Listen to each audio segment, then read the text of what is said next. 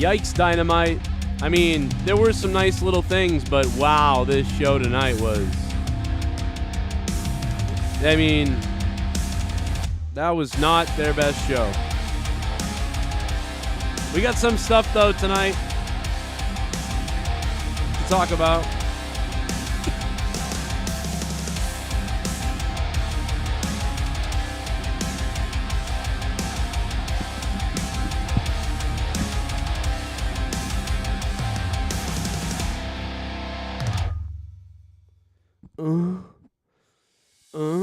You fucking Mark! How's all the marks doing in the chat?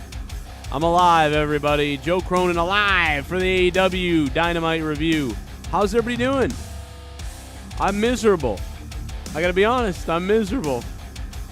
No, I could have done a stream in the day today or the other day. Actually, no, I couldn't have done one today because I was out almost all day. I've been to hospitals. I've been to doctors. Oh boy, it's been a fun time. And tomorrow's doctor visit will be without health insurance, so that'll be a lot of fun. It has been a nightmare week for me. That's why I haven't been around doing videos in the day or doing anything in the day at all.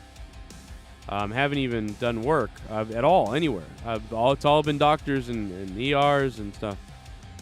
So tomorrow's the ultrasound, so that'll be fun.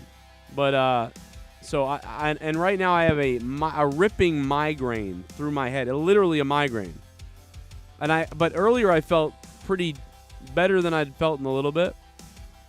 But I got a sinus infection. I got something wrong with my gallbladder. I'm gonna find out tomorrow at the ultrasound. And now I've got a raging headache right now. But I'm afraid to take ibuprofen because I'm like, I don't want to take anything because I feel like it'll just make the liver and all that stuff worse in that area that hurts. I don't know what's wrong with me. But either way, here we are. This AEW tonight did not help at all. I was fairly entertained for some of it, but it really trailed off at times. Obviously, the daddy ass scissor party. I enjoyed that the most, but it went on pretty long.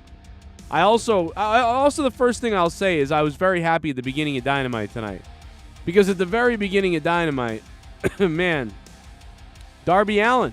We've been waiting for Darby Allin for a while, and Darby Allin starts off Dynamite. I was like, oh, thank God he's there. He's alive. A guy who should start off Dynamite even more often if they can. He's done such a great job, Darby Allin, at starting off Dynamite and making Dynamite kick ass and just having these crazy matches that usually get me in everything. And again, tonight, he did a pretty good job with that. So Darby Allin, looking really pretty good to start the show. I thought that was nice. You know what I mean?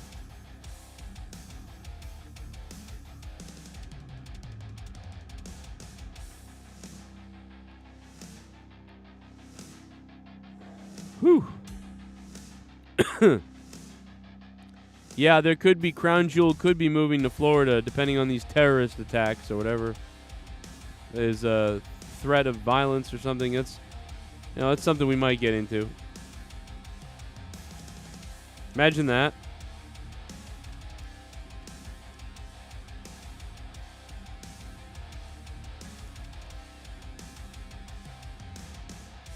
I'm sure they're going to do their damnedest to make that thing go off, to be honest.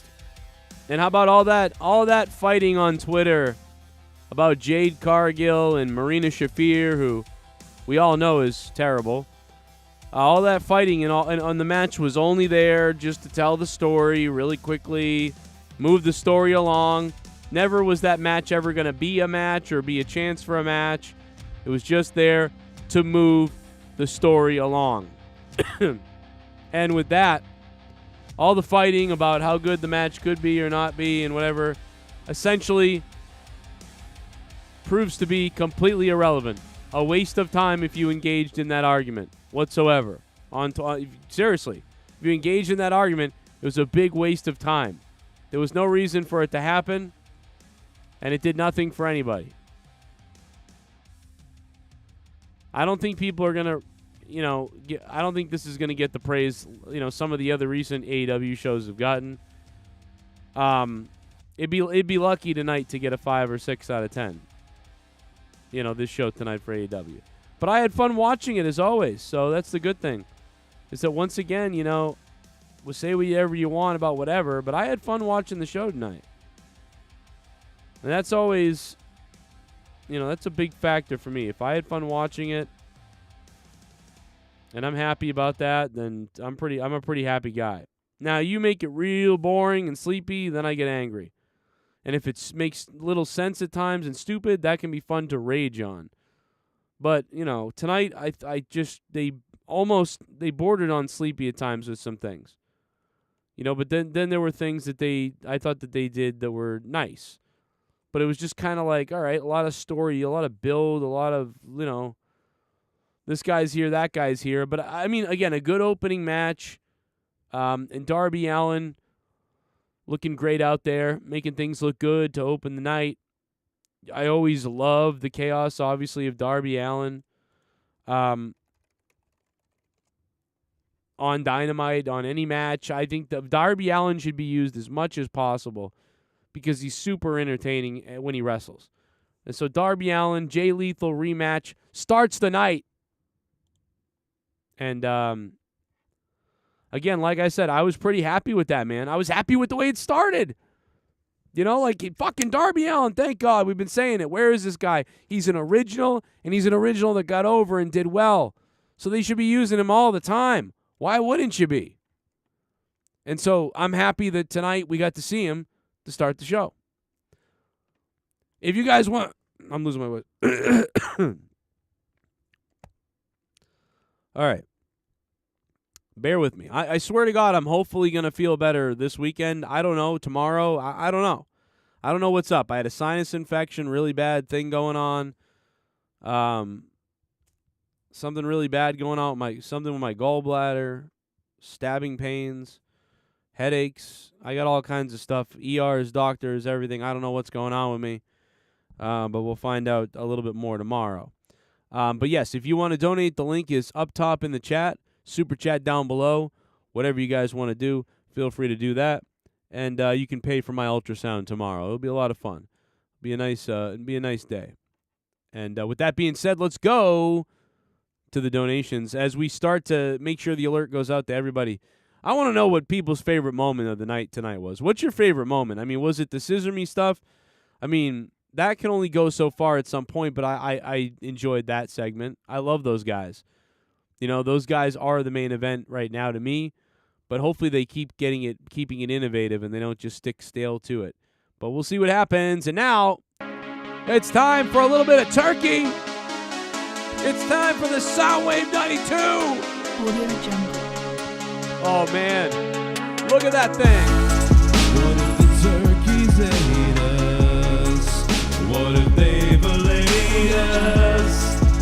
If the turkeys ate us, if they had to eat us, what if the turkeys ate us instead of they belayed us?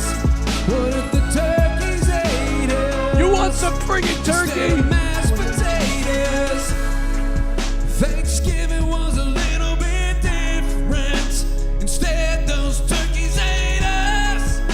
They gobbled us apart.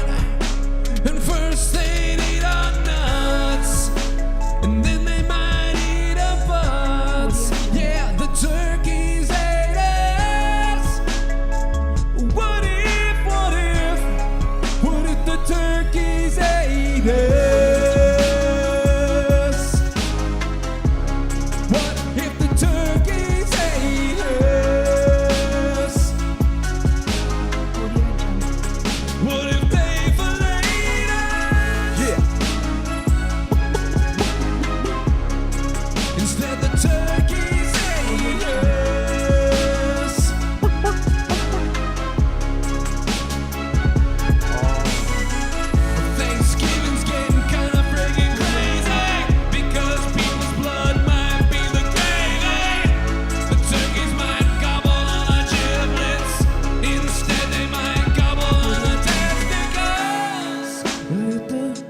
So, Soundwave92, thank you for single-handedly funding this stream a bit tonight, man. Thank you, man. The Soundwave92. What if the turkeys ate us?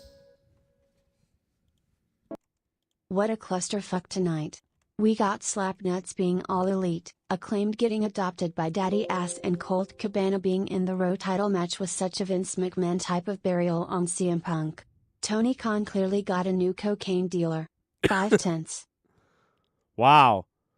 I mean, that's one of the lowest ratings I've ever heard Soundwave give AEW Dynamite, you know. He's very... Me and Soundwave, I feel like, are very similar, and we're very on the, you know...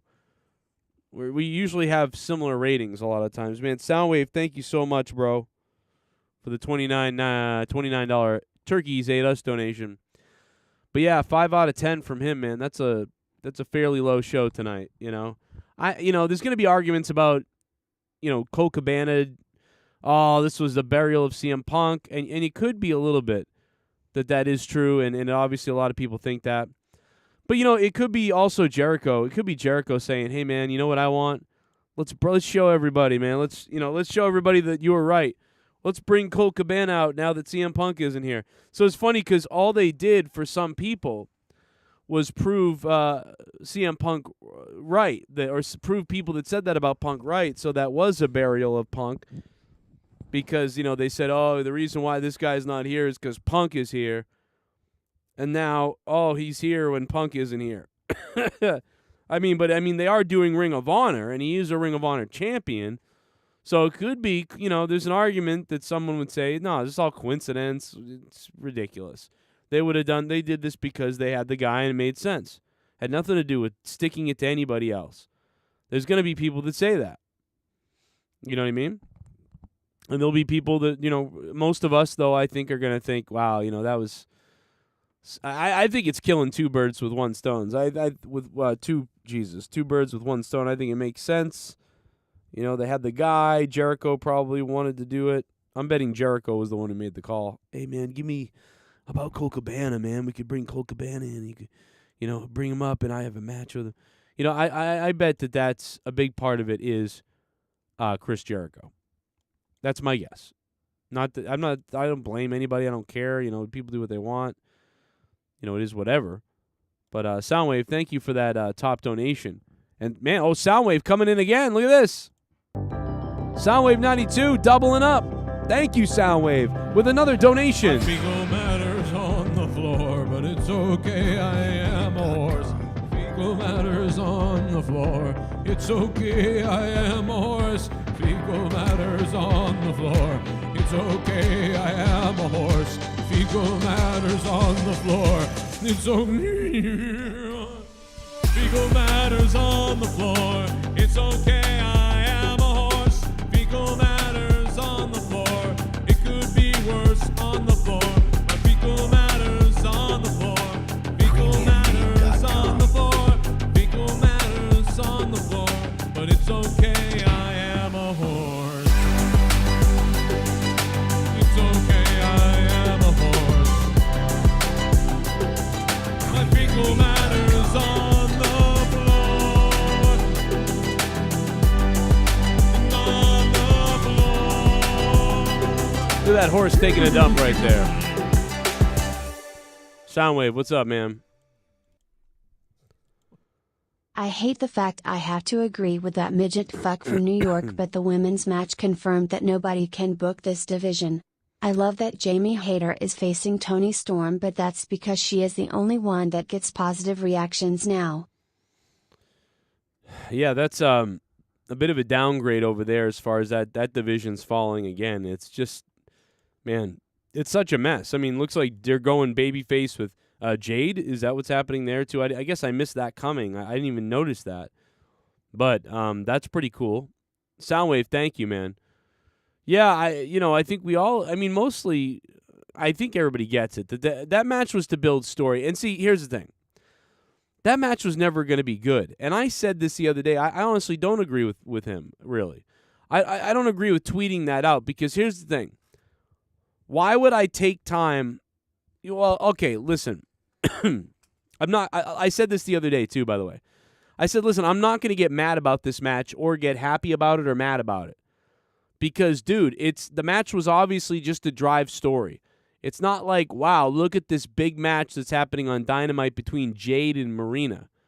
Obviously, Marina's going to lose or it's going to be some kind of fuckery thing. It's to advance story. So there never should have been an outcry of, oh, we're going to tear it down. We're going to tear the match up. We're going to tear the house down.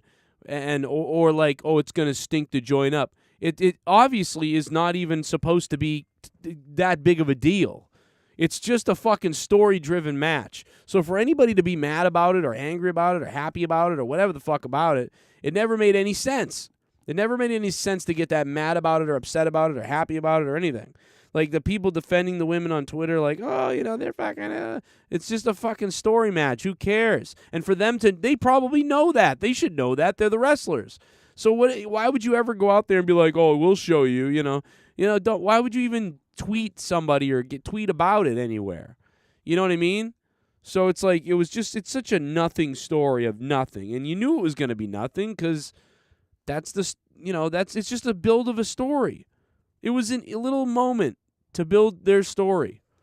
The real question will be, how will the Nyla Rose match be with Jade Cargill when they actually have a match together? You know what I'm saying? That's the real thing to, start maybe arguing about or talking about whether it's good or bad or what's that going to look like. But I wouldn't spend much time on arguing about Marina and Jade. I mean, it's not going to be good, and it's just a drive story, so who cares?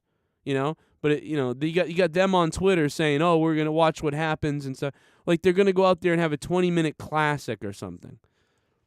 It was a waste of everything, to be upset about that. It was a non-factor.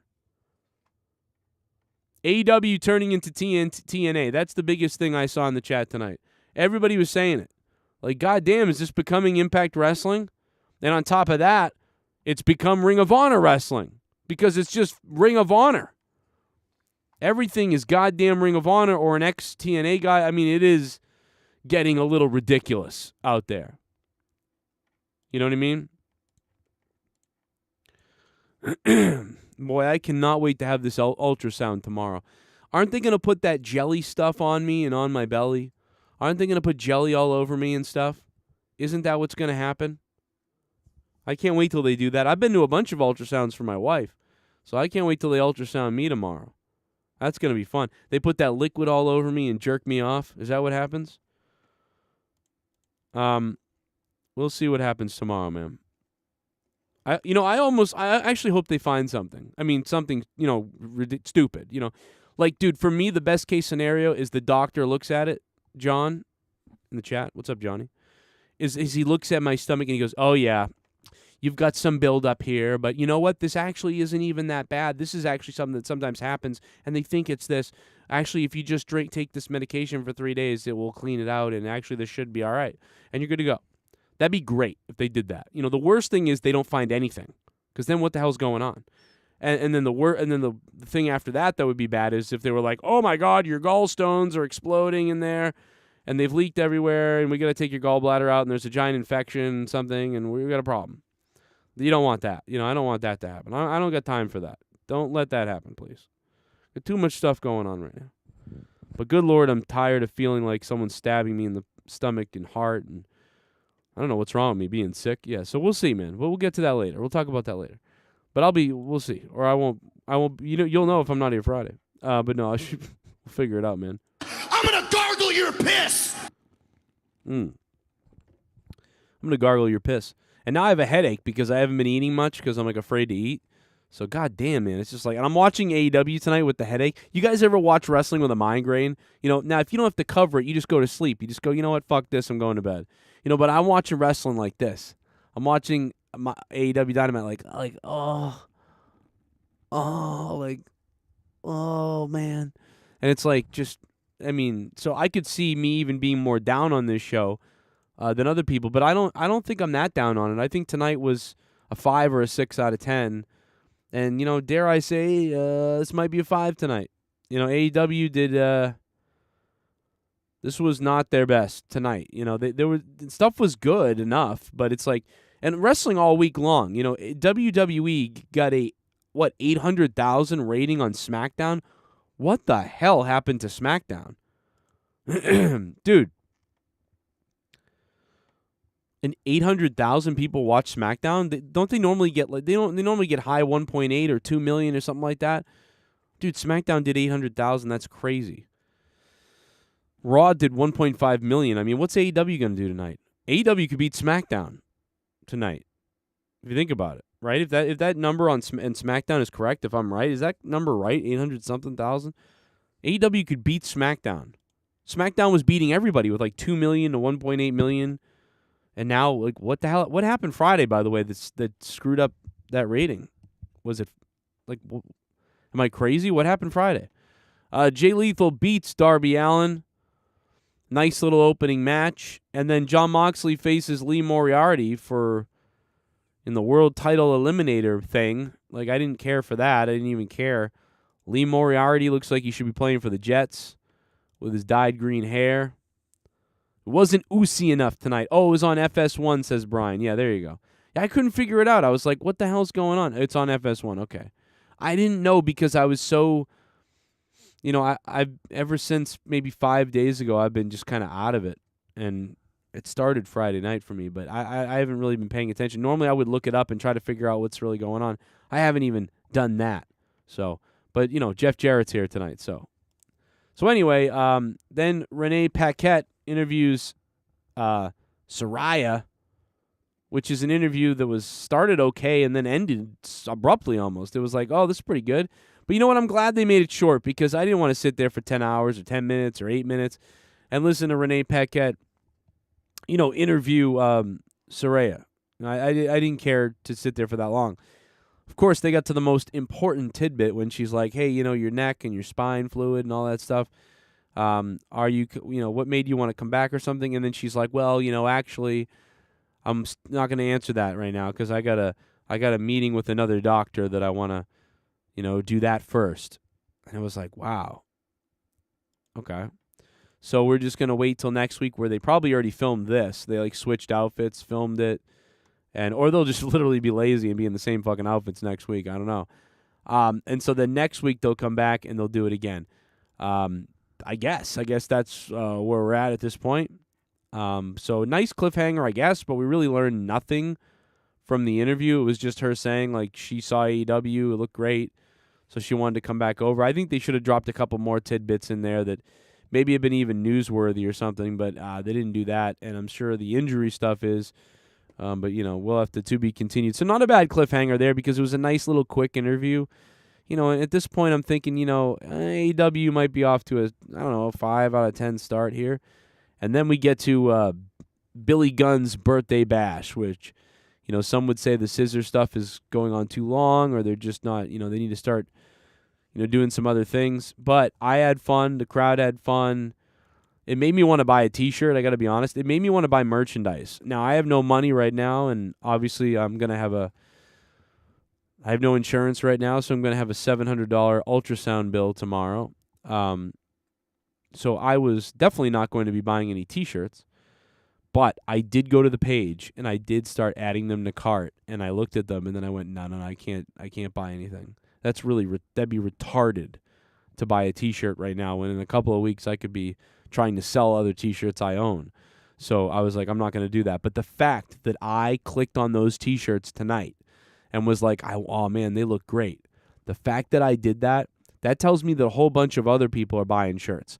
This is the week that they go, you know what, I got to get one of those. And I should have got one the first week they did it because I've been behind this team since day one. I've been obsessed with this team since day one. It's been one of my favorite things on the show since they started coming out with the raps and everything. So, I would, at some point, when I'm okay to do it, I will probably at least buy one T-shirt of theirs. And I barely buy T-shirts at all anymore. I haven't bought it. I think I bought the original AEW shirt and the AEW is Jericho shirt from the first couple weeks of AEW, and that was it. I think that was the last time I ever bought a T-shirt. I don't buy T-shirts. I don't do it. I just don't do it. So, I will say that they are succeeding and people want to buy their merch. You know what I mean? People want to buy that merch. They want to be a part of the goddamn Acclaimed. Is the no-hitter still going? Mastodon is asking in the chat, and I want to know too. I turned off a few minutes ago. So how's that no-hitter going right now for the Astros? Let's see.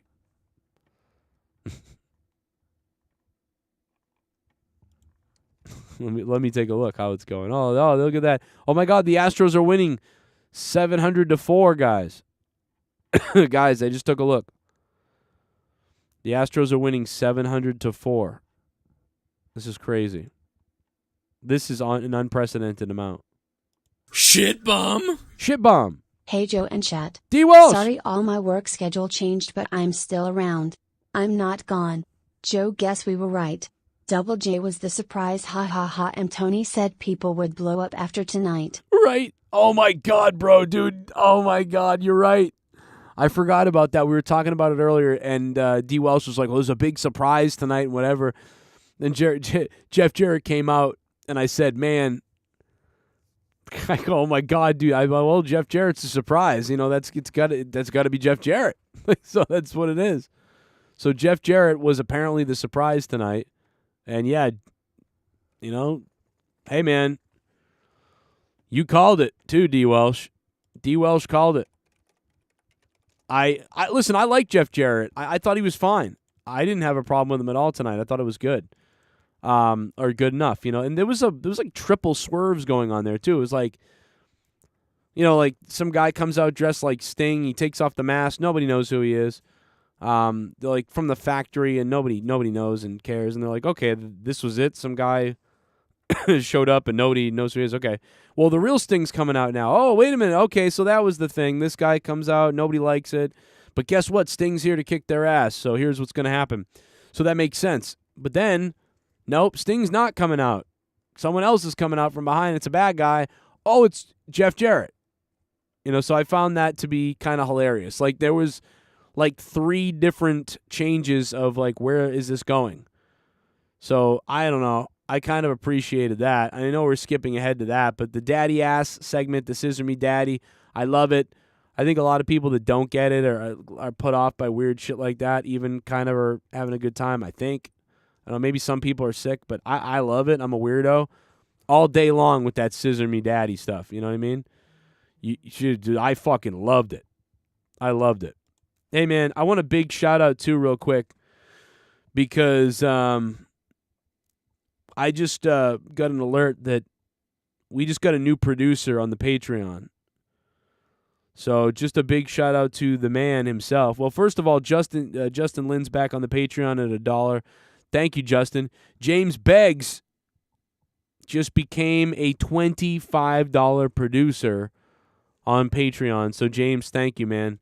Just want to shout him out. I know that I don't have my full energy, guys. I apologize that I've been kind of like fucking shit all week long, man. I'm sorry about that. Like I said, just going through I don't know what the fuck I'm going through. A ton of weird shit. And we're hopefully get some more answers tomorrow for me. But hey, man, we're trying to power through it. Let's go to another dono. You raised a piece of shit. Hey, what's up, Joe? Hey. I have a question unrelated to AEW, but I really want to know your opinion on this. How would you rank these 3 artists? Whitney Houston, Mariah Carey, Beyonce. Who is number 1, 2, Whoa. and 3? Wow, that's actually kind of hard. So, like, when I was a kid, like, Mariah Carey Hero was, like, my shit. That song was fire, bro. Mariah Carey Hero was awesome. I mean, that was the early Mariah Carey, too. So, I will say this. I mean, I would say that thank you, DWELSH, before that, too, by the way. Listen, Whitney Houston, I would say, is probably the best song, like, that oh, man, that's so tough. But, I mean, when it comes down to it, I don't know, man. I almost feel like Beyonce's the biggest star, though, of the 3 of them now at this point. I mean, at some point, Mariah Carey was the biggest. And then before that, Whitney Houston was huge. So, I mean, Whitney and Mariah are my things. Like, I would probably go Whitney Houston if I had to, because Mariah Carey, you know, some of her poppier stuff, not the biggest fan. And she had this, like, lollipop thing going on. I don't know. But Whitney Houston, I'd probably have to say is number one for me. But it's probably, like, who's I don't know. It's probably going to be Beyonce for most people, but I'd go Whitney Houston, I guess, for me. And then Mariah, then I don't know. Because Beyonce, you know, she came out when I was I was older, and it was just pop music on the radio. But Whitney, you know, I think about the, you know, being a kid in the 80s, and her voice was crazy. I don't know. But yeah, I'd probably go Whitney first. Then Mariah. And then they're not even some of my favorite type, you know, anyway. But anyway, Daddy Ass, Scissor Me Daddy Ass, good stuff. And then we get this, the Chris Jericho. And the fans are singing Judas again, you know, and Jericho's like, they shouldn't be singing my song. Why not just come out to something? I mean, listen, I know that he had Judas when he was a heel at first, and then he had Judas when he was a face, and now he's got Judas again. But now it just sort of, it's like they're singing the song. It's weird at this point. I mean, I love it. I mean, why would you pick anything else? I get it. I'm the same way in a way, but good God, man. I don't know, maybe like pick one of his other newer songs. He's got a couple other songs that are out. And just come out to that just to curb that whole thing. You know, I don't know. And bring Judas back as soon as you can at some point when you want to have fun again. And before, I was against that. I said, no, don't change the song. Keep the song the same. You know, who cares? But now it's almost like, oh, maybe that's, I don't know, maybe you should do that. Well, here we go. What's this? Blair Eliason is here. Dropping $20, and that horse is dropping a deuces. Colt's mom's bank account got larger tonight. No doubt about it.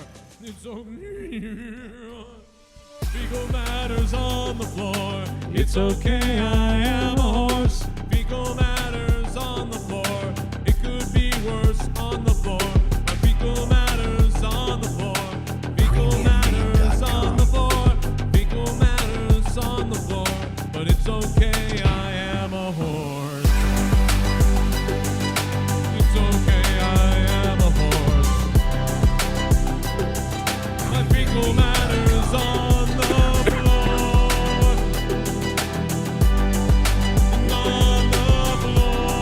Oh, yeah.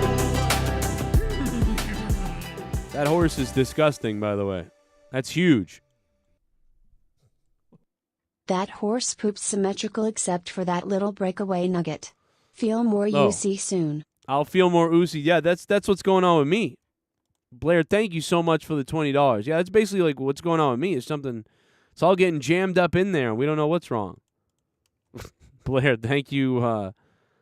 Thank you very much for the $20 drop. I like how everybody put like Jade and Marina Shafir on the cover of their thumbnails tonight. Like, what are you doing? Why was it so important to people? It had nothing, like barely much at all to do with this show tonight. It was like this little quick 6-7 minute segment. I mean, like, it's just so funny that took up so much space. You know, all over Twitter and the internet this past week. It's just so ridiculous. Like, that ever meant that much. For anybody. Oh, shit! Yo, y'all know about it? Robert! Y'all Oh, man, Rob, what's up? Wow! The Robert Frank!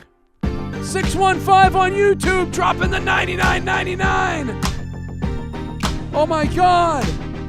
What's happening? That BLUMPKIN. What's happening to my asshole? That BLUMPKIN pussy juice, that fucking cunt. Oh that my fucking goodness. Juice is on the loose. That pussy screws all of the men. Pumpkin, cunt, pussy, juice. Robert sluts. Frank. It's in my mouth. I'll swallow all your juice. BLUMPKIN, fucking cunt, pussy, juice. That cunt is on the loose. That pussy juice. want that BLUMPKIN guns, pussy juice. Oh my God! Robert Frank donating BLUMPKIN guns, pussy juice. almost $100. Let's hear from him. Messages each and every day saying, hey, Robert Frank, can you do a video about how to pick up the ladies? And it's quite simple. Ladies are attracted to confidence, and nothing says confidence more than a sick fucking pump. And you're in luck because it's Friday, International Arm Day, and pros all across the world are doing the Guido pump. I posted a tutorial on my YouTube channel how to do it properly, but for those of you in the dark, the Guido pump is 15 to 20 cents, a bicep tricep super. Yeah! If that doesn't want to make you beat off to hot women, get in shape and then go find a bitch. I don't know what will. Wow.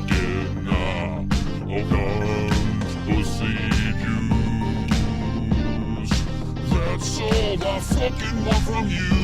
Your BLUMPKIN, your guns, your pussy juice.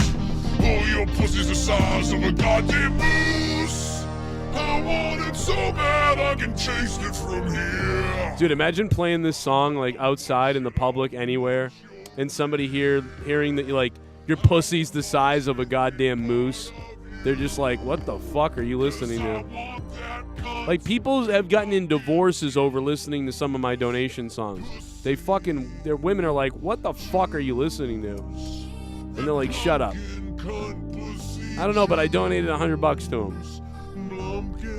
Everybody subscribe to Robert Frank 615 on YouTube. He will make you laugh. He'll make you hard. And he'll inspire you. And he's got some fucking badass advice. I watch him all the time.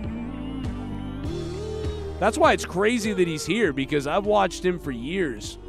And when he showed up in the chat one day, I was like, God damn. Somebody I watch is in my chat? That's weird. Fire. Joe, you have influence in the business. Do whatever you gotta do to get Jay Briscoe out of timeout. Send the pansy who won't let him on TV my way. I'll smack him around. Yeah, Put you this know what? towards the medical bill. Flexed bicep. Praying gesture. Thank you, sir. Robert, thank you, bro. Thank you very much, man. Yeah, it sucks, dude. I had insurance the other day. I went to the hospital on the 29th of October, but they didn't have an ultrasound. It was so unfortunately now I'm out of insurance, so I had to upfront the bill. So that is much appreciated, man. Thank you so much, dude. That is very nice of you. That is very nice of Robert Frank. 615 on YouTube, and we'll feature him all the time, because I still haven't clipped some of the shit, man. Some of the shit that he's said, man. I mean, obviously up my style. I fucking can't speak, bro. I'm so fucked up. I really am fucked up, man. It's been fucking weird this week, but we'll figure it out, bro. And tomorrow, you know what's gonna feel really bad is if they fucking look at me tomorrow and they're like, yeah, it's not. There's some swelling. It's really nothing. And it's like, oh, I feel like a pussy. Okay, all right. So what's going on? But no, we'll see, man. Something's up, I assume. But hopefully it's not nothing bad. I mean, they X-rayed my stomach the other day, and they didn't see. They were like, oh, X-ray looks good. So it's not like a tumor in me or something, right? Because they'd be like, oh, fuck, there's a fucking tumor. Like, that's what I expected. It felt so bad. I was like, dude, there's something in there. Yeah, come up my alley, Robert. I'll leave my wife, bro, and let's just fucking fornicate. No, thank you, man. That's nice. That was really cool. You raised a piece of shit. Yo. Jarrett Sting, God help us. Don't know much about Shabada, but his brig smells like ass. I don't know why this isn't reading. You say something really bad here or something? So Robert Frank brought up Jay Briscoe. Yeah, I don't know what's up, man. Why aren't we seeing... Why is this happening? You know? Where are the Briscoe brothers? You know what? That's a great point. I'm going to mention that to a couple people tomorrow. Mustafa, Brian Cage has me by 80 pounds. Damn. Brian Cage is... Really? You do look bigger, though. You do look bigger. But, I mean, I love the intensity, though, man. Well, it's like people like Robert Frank. Those are the people that they need in wrestling. You know, like that they can cut a promo like he can. You know what I mean? I know I can cut a promo, right? But when I cut a promo, it's like I'm still like I'd be good as a manager like Bobby Heenan, right? Because I'm out of shape. I look regular. I don't look like a fucking superhero, right? I can deliver a confident and crazy promo, but in the end, you're like, I don't believe you could really beat me up, you know? Like Joe, you know, you kind of look regular.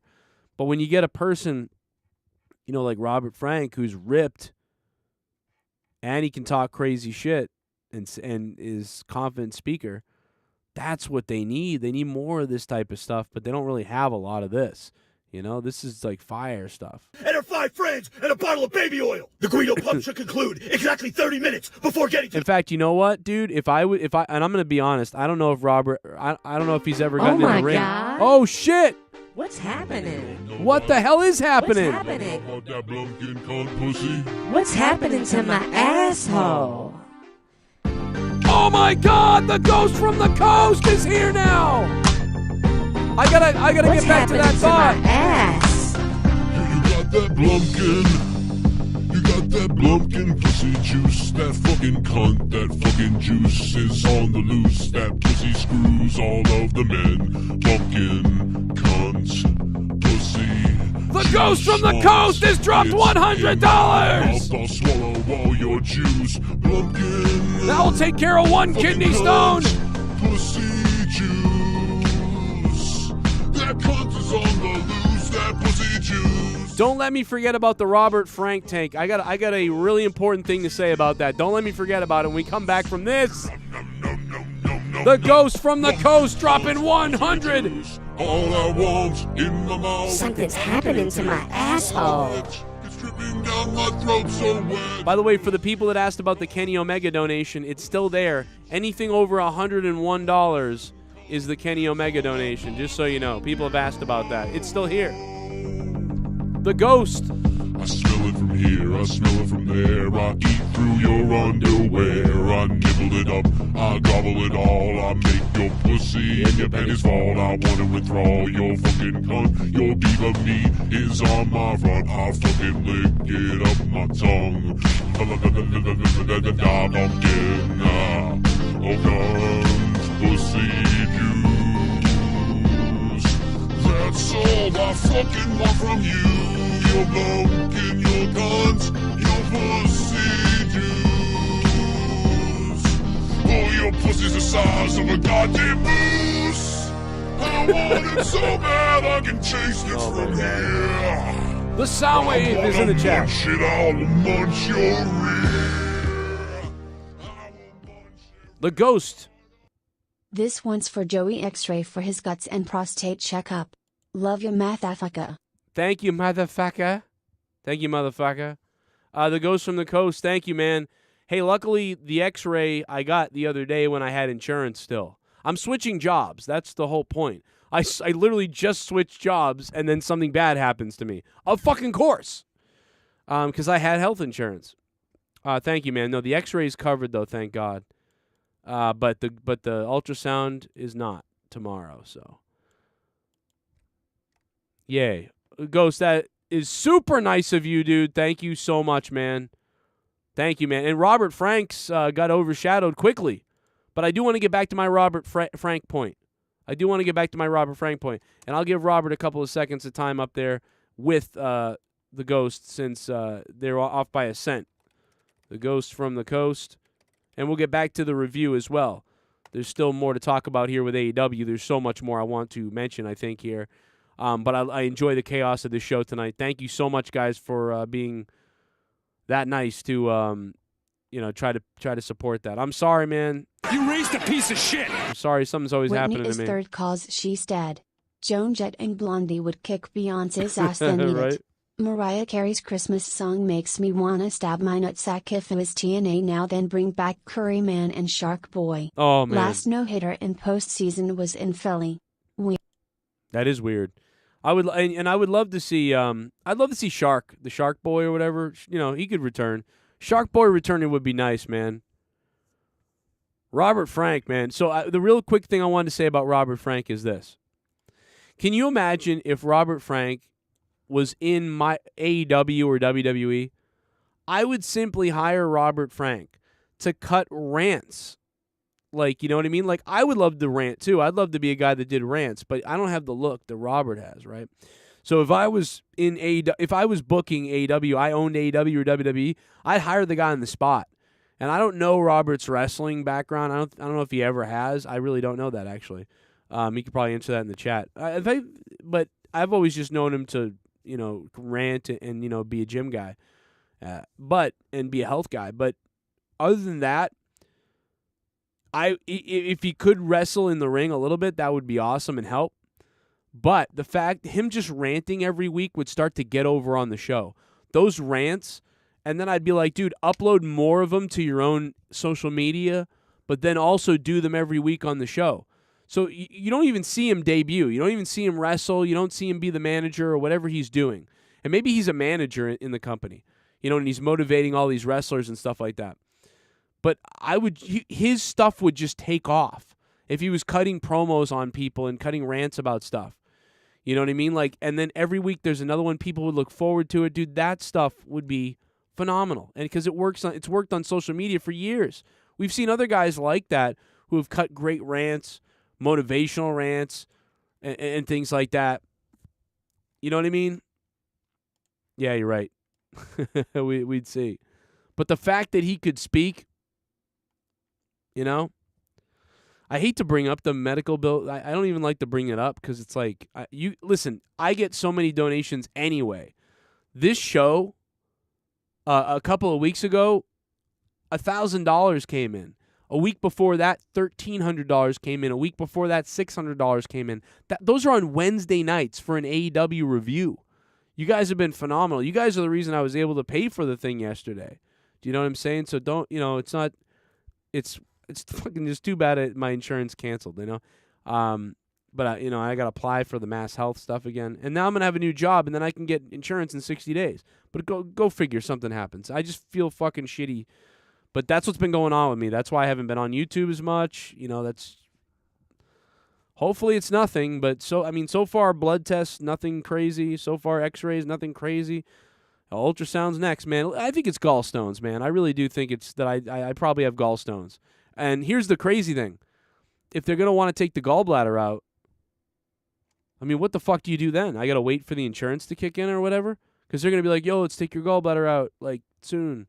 It's going to be like, well, can you wait till my insurance kicks in? Because I cannot have a gallbladder surgery without insurance, right? So if it is that, it's like, what do I do? Wait 60 days? I don't know. I have no idea. I'll have to talk to them tomorrow. So I don't even want to say much about it until tomorrow, because tomorrow I should know more. But thank you, man. I appreciate it. It took me forever to book an appointment because no doctor wants to take you if you don't have insurance. And they're like, well, why don't you have insurance? And I'm like, well, because it ended the other day, and I just started a new job, and it doesn't kick in for 60 days or 90 days. And they're like, oh. They're, well, you should call back. I'm like, well, the emergency room said I should call now. Okay. Thank you, Robert. It's very nice, though. That's nice, you guys, man. Seriously. But anyway. Where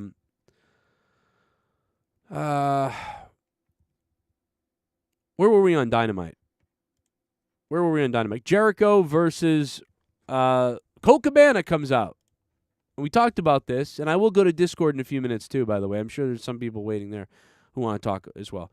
Colt Cabana comes out. Everybody thinks it's a shot at Punk. I think it's both. I think it's everything, Makes sense for Jericho and what he's doing.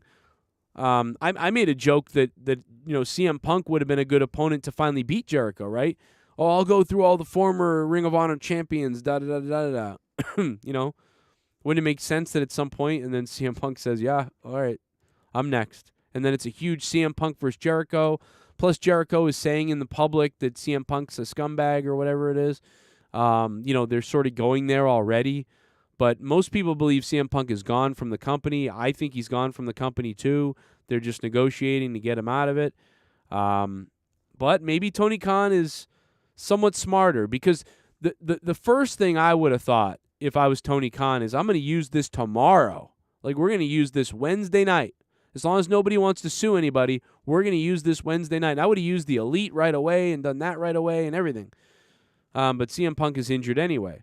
So maybe if Tony Khan has this idea of bringing the Elite back in this kind of crazy story way, and he could somehow get CM Punk back to face Jericho, that'd be pretty badass. But I just don't think so. It's just too long. Jericho would have to have the belt for 6 more months. All signs point to CM Punk is leaving, and they're just trying to negotiate how to end that. So they're, but it would be the story is there to be had.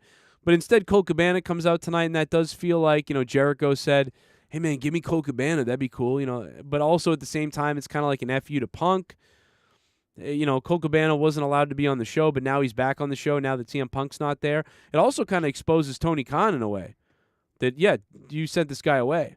Even though this was a Ring of Honor segment that has now been going on AEW, so you can, there's a lot of ways that this could be perceived, and none of them are really wrong, but you don't know what's true, and any one of them could be true. All of them could be true. There's so many things that it could be. And I am getting side pain right now as I'm talking, so I'm still jacked up a bit.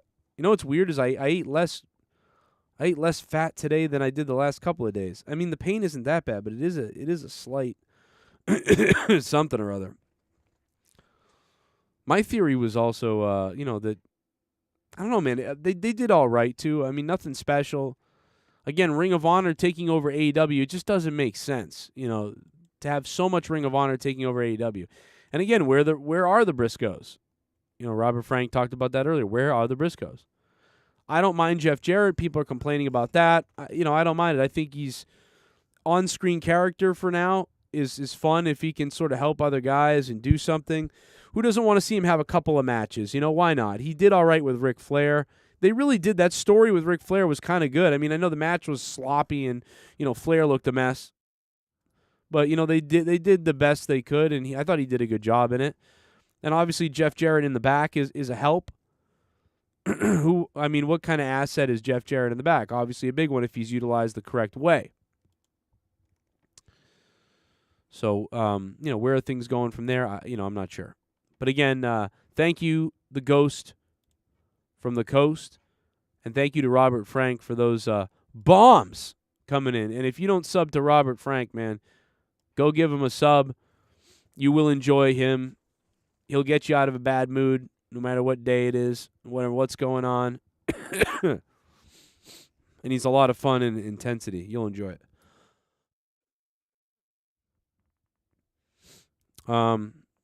Jeff Jarrett, like I said, I thought look at that lady, look at that girl. I mean, every week there's somebody that goes, and it's like the director's looking for him, and he looks out, and they do this actually in TV, but I mean, they look for the people, like, where's the people that are giving all these ridiculous reactions?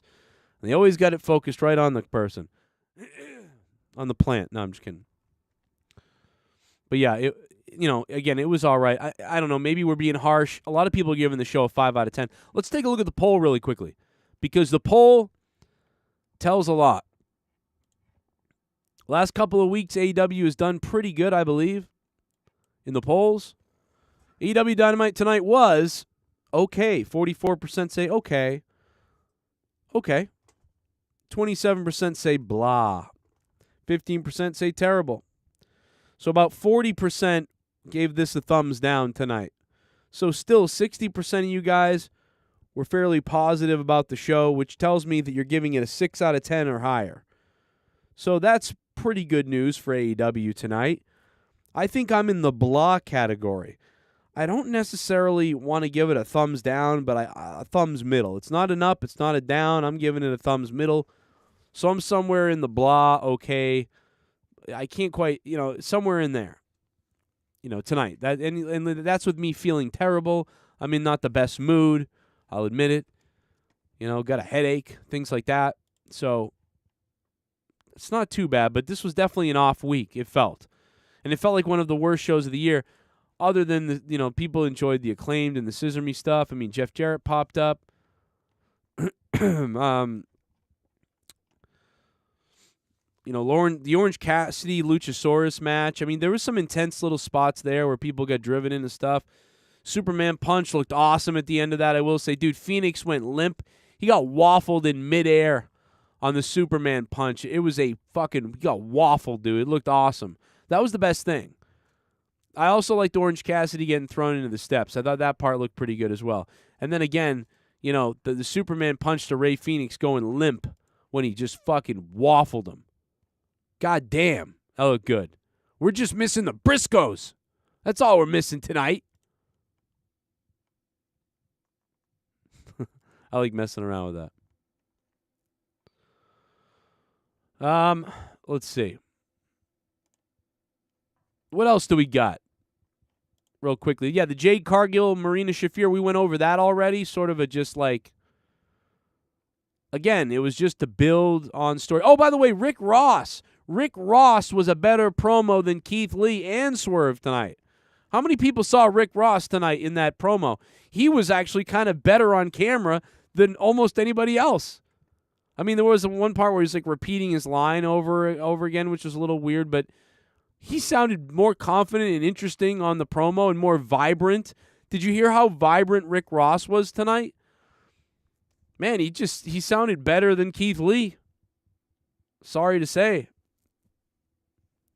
So, I thought that was funny, man. Rick Ross came off like that guy could be the manager. He sounds like he should be a manager of you guys. Not tonight. It's all positive tonight. We're not going there tonight, whatever he was saying. And he had the smile on his face, and he was bubbly, and he felt like a fun guy.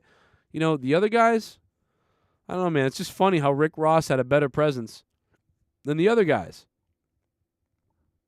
Why is that happening to wrestlers in wrestling nowadays? Where other people's personality can outshine theirs by a good distance. I just found that interesting tonight. I'm gonna leave this briefcase Oh, right here. shit. I'm gonna leave this briefcase right here. She's here. Leave this briefcase right Idoka here. loves Brooklyn I'ma leave this women. briefcase right I just saw that name. I'm gonna leave this briefcase Allison right here. Tuckwab. Son, run, you fat bitch. Run, you fat bitch. Run, you fat bitch. Run, you fat bitch. Run, you fucking fat bitch. We're paying for the ultrasound. Look at the bar down below. We're getting close. We're getting close to my bills. It's for the weekly goal here down below. Allison Tuckwab. And hit that like button if you guys can. We got to get to 150. I mean, this is... Was the pay-per-view for Saturday canceled? Yeah, so there's a lot of rumors about some kind of terroristic threat that's going on out in Crown Jewel Dynamite, WWE. And certainly the backup plan is to go to Florida and do it from there. I don't know, at the NXT place. Allison Tuckwab. Thank you, Allison. So I don't know yet what's going on. I know there's some sort of rumor about it or a threat. I'm assuming that, I think this happened one of the other times too and before, and they were worried about things and, they figured it out. So I don't know right now. This is I'm sure a very secretive thing, but I would assume the show's going to go on and there won't be a problem. I'm assuming that. I can't see it getting canceled. Other story, Vince McMahon reportedly done with WWE responsibilities. Completely done. He still holds that share majority, though, of the stocks, though, so I don't know. He did sell a bunch, though, or was forced to give, so I don't know. I don't know if there's going to be a stock buyout on Vince or anything like that, but still owns a lot of those stocks, a lot of those shares, still in the hands of Vince McMahon. What does that mean? Robert Frank, 615. Check him out on YouTube, man. $99. Goes from the Coast, taking over as the top dono right there. The link for the donations is at the top of your screen if you guys want to donate. The donation amounts are listed in the description box down below. And also, you guys can become a patron tonight again. If you really want to help the show as well, you can become a patron for $1. $1 you can become a patron tonight. Or $2. Or $5. Or you can do what... some others have done tonight, and they've went and gone and become $25 producers. They will get their names put down below in the description box for as long as they're a producer. And, of course, we will shout you out most shows with the producer tier list that I have as well. So a big thank you to James. James Beggs went up to the $25 producer spot. Justin Holiday became a patron again. Thank you. Carlos Diaz and John Salenko back there as well. So we're back to about 150 patrons, and we really should, trying to get back to 200 patrons, but we're falling a little bit here, so that's a little not good, but we'll see what happens, man. Thank you to James for becoming a $25 producer. We'll add you to the producers list and get that producers list out to you probably Friday, tomorrow. Probably Friday. By Friday, I'll have that new graphic for you guys. Let's pop over, and the donations are up. You guys can donate if you'd like to the show tonight, and you can help me pay for my ultrasound tomorrow. Isn't that going to be fun to go to the ultrasound tomorrow? We'll see what they find. Maybe they'll find a dildo inside me. I don't know. Let's go over to the Discord, though, and hear what the men patiently waiting for over an hour. Hear Rastafa and the devious one, Devious Dave Rose on hold with Rastafa. Hello. What's up, Joe? He is Rastafa? devious. How you feeling, sexy pants? I'm a little under the weather, kind of, but not as bad as you from what you're saying. But no gallbladder stuff, to my knowledge. Yeah, they will put jelly on your belly. I'm a little shocked, man. I'm not used to, I've gotten away with really not having any problems for a long time, so it's kind of a little weird, but and You've good. gotten away with a lot of things, but yeah, no, this is something you can't get out of. Yeah, So pretty cool that Robert Frank. That's yeah, he's Fuck. he's badass. He's been I said in the chat earlier. His motivational speeches are better than Warriors, to be quite honest. Warriors is fucking Wait. top notch. Now, Warrior actually in WWE or outside of WWE? Outside of WWE. Okay, just Yeah. making sure. Yeah, Remember- you can't really consider. Don't you miss those days when Warrior was like threatening On crack. Oh no, he was like shitting on Hulk Hogan in his own little videos and website, and when Macho Man was cutting promos on Triple H from his website, and Yeah. what was that 2008 or so? No, yeah, that was also the one where I think he like do like some college like tour and was just like going in on like almost every subgenre of that like culture and just gunning on everybody, and that got him like a lot of heat. Yeah, they were just shitting on everybody at that time when they were like basically out of all wrestling for the most part and doing their own little side things, and they were just cutting promos on everybody. So My yeah. favorite one was Macho Man on Hunter and Oh Stephanie. yeah, I'm gonna take your girlfriend. Like, I mean, that was one of the best ones ever. That was awesome. We must have played that back. You remember that back in the day? We played that on Monetize This, early Monetize This is. Then we started rapping, and yeah. he was calling Hogan out. Yeah, his raps were hilarious. I'm the Macho Man. I'm here to stay. I'm gonna have to tell you your dad is gay. Like, it was just like these raps were just something. Macho Man Randy Savage rapping. I mean, again, the fact that it didn't happen 5 years earlier is a crime because he would have made bank off that. He should have done it Except, on TNA, like come out and been like, you think John Cena's Oh good? no, not even that. Even in WCW, if they would have did that, but then the feud between Kurt Hennig and Macho Man probably would have ended pretty quickly because the whole rap is crap sort of kind of song anthem pretty much was in full force at that point. So the gimmick would have already died within a matter of weeks. Right. Yeah, that shit was badass though, man. Macho looked fucking crazy at that time. Yep. He got jacked. So, like- Joe, before we start talking about AEW, I wanted to quickly bring up the fact that the investigation into what Vince McMahon basically Vince Vince McDuff. McMahon did is, according to some people, saying that he's done, quotations, and that he won't be returning to any of the roles that were taken over by Triple H and several others. And this investigation was done by a special committee that's now been disbanded, and the investigation cost $19.4 million. That's in addition to the amount of money multiple times that were paid out by through It's about the same, WWE's yeah. coffers, but to pay for things that were McMahon related. Right. Yeah, which by the way, we kind of had a feeling. I mean, again, I figured even when we were talking about this in the summer where, he may go to court if this were to go to court and how would that turn out? But apparently that's not happening. I mean, it still could, in shareholders theory. aren't gonna the shareholders aren't gonna do that. They're gonna want they were supposed to report the earnings and they had to delay them because of this stuff.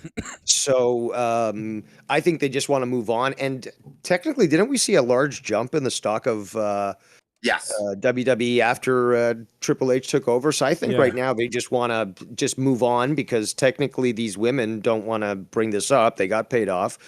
And they just want to go back to making money. So I don't think we're going to see anything go to court if this investigation is completed in this way. And it's funny that you mentioned that because that happened on a Friday where he was leaving. And then on the Monday or even during the weekend, like the stock rose up. So yeah, like we strategically announced it that day to let it die at that down. time. Yeah, exactly. So, yeah, no, I mean, again, could we see something or later on? Probably not. But in a way, and again, it doesn't make it easier on anybody who was involved or the companies in general. But the fact that Vince is no longer going to be booking or any other type of job title, again, I mean, just for, I guess, publicity's sake, and even if they were to come back, let's say, I never thought he was ever going to do that, but I always thought he could come back to be on camera. I thought that would happen. Maybe as a character, but again, there's just too much heat on him still. So yeah, I think they're going to want to let things die down. And if they do bring him back, I think quite probable it would be for an induction into the Hall of Fame. I think honestly, no McMahon or even Triple H for that matter. Yeah, it's going to be a while. Yeah, that's what I'm saying, is that it's going to be a while before you see him. And if you do see him, chances are it's not going to be a spot on TV. It's going to be, okay, time to finally recognize this guy who did this. So, yeah, I mean, again, I would, unfortunately, and I don't want to wish Vince dead or anything like that, but like, I think when he does pass away, that's probably when they're going to actually do it, because they did the same thing with his father. And they did the same thing with, I believe, Andre when they first started the Hall of Fame. So, like, somebody like that most likely will occur. And I believe, if not one, if not two, if not all, the McMahons would probably induct him in that way, just because it'll be a family thing at that point. But yeah, it's interesting times that we're living in, Dave. I can't believe that they're saying imminent attack from Iran. What? That's what I want to discuss as well. Is Iran is going to blaming that it's Iran. They're blaming that Iran is setting up certain missile sites to attack Saudi Arabia. Maybe they really don't like, The Rock, or not The Rock. Sorry, yeah. They don't like Black Adam. No, I was gonna say what's his name, fucking Roman Reigns, but can you imagine if they blew up? Actually, thinking The Rock, because there's still talk that they're going to be fighting at WrestleMania, but we'll see. We'll discuss that. We'll discuss that. Can you imagine if they blow up Crown Jewel and like, what would the U.S.'s response be if they blew up Crown Jewel and all the wrestlers and everybody, and then WWE was like a shell of people that would continue? And what would that will That'd not be tragic. Saudi Arabia has some of the best missile defense systems out there. I mean, the Americans sold it to them, and so did Israel, but through third parties. That would be a war for sure. That would be. I mean, you would have. They could intercept. I mean, yeah, they could easily intercept the stuff from Iran. We are friends. We would. I mean, who would take sides? It would be America, Saudi Arabia. And what? Who else versus Iran? And then Western Europe probably. Then would Russia jump in? Fight for Iran again? Stupid grand Americans. Evil. Would Russia then jump in with Iran at that point? Yeah, that would probably be. Yeah, that would trigger the Third World War. They are allied in that way. Yep. So that would trigger the Third World War at that point. And Rusev can go back to fighting for Russia. And it'd be Rusev Day every day. That would be such a huge, stupid mistake. Yeah, I just can't believe it's real. I don't buy their threats. I don't think they're credible. Neither. But when's the final decision? I mean, this is supposed to be Saturday. When is the final? Well, they're there. They got to be there. We got to move it. They've got to be there already, right? No. They are. Several of the actual wrestlers already flew there. Yeah, so they're gonna go on with the show with extra security. The arena in the process of being completed, set up. So. I mean, they were showing this on Sunday that they had gotten there, that they were building the stage and all that stuff. So, yeah, I mean, they're going to wait till Saturday till the pay-per-view starts and be like, no, we must attack now. Yeah. Not only that, but even if there was an immediate threat, I mean, all precautionary details are being. I mean, again, if anything were to even happen to any of the stars or anything like that, first and foremost, they got like the best security as well as the freaking government protecting them. So, Right. like, I think they'll be okay. Right. It's the fans who they'd be worried. The people in the crowd, like, am I sitting on it?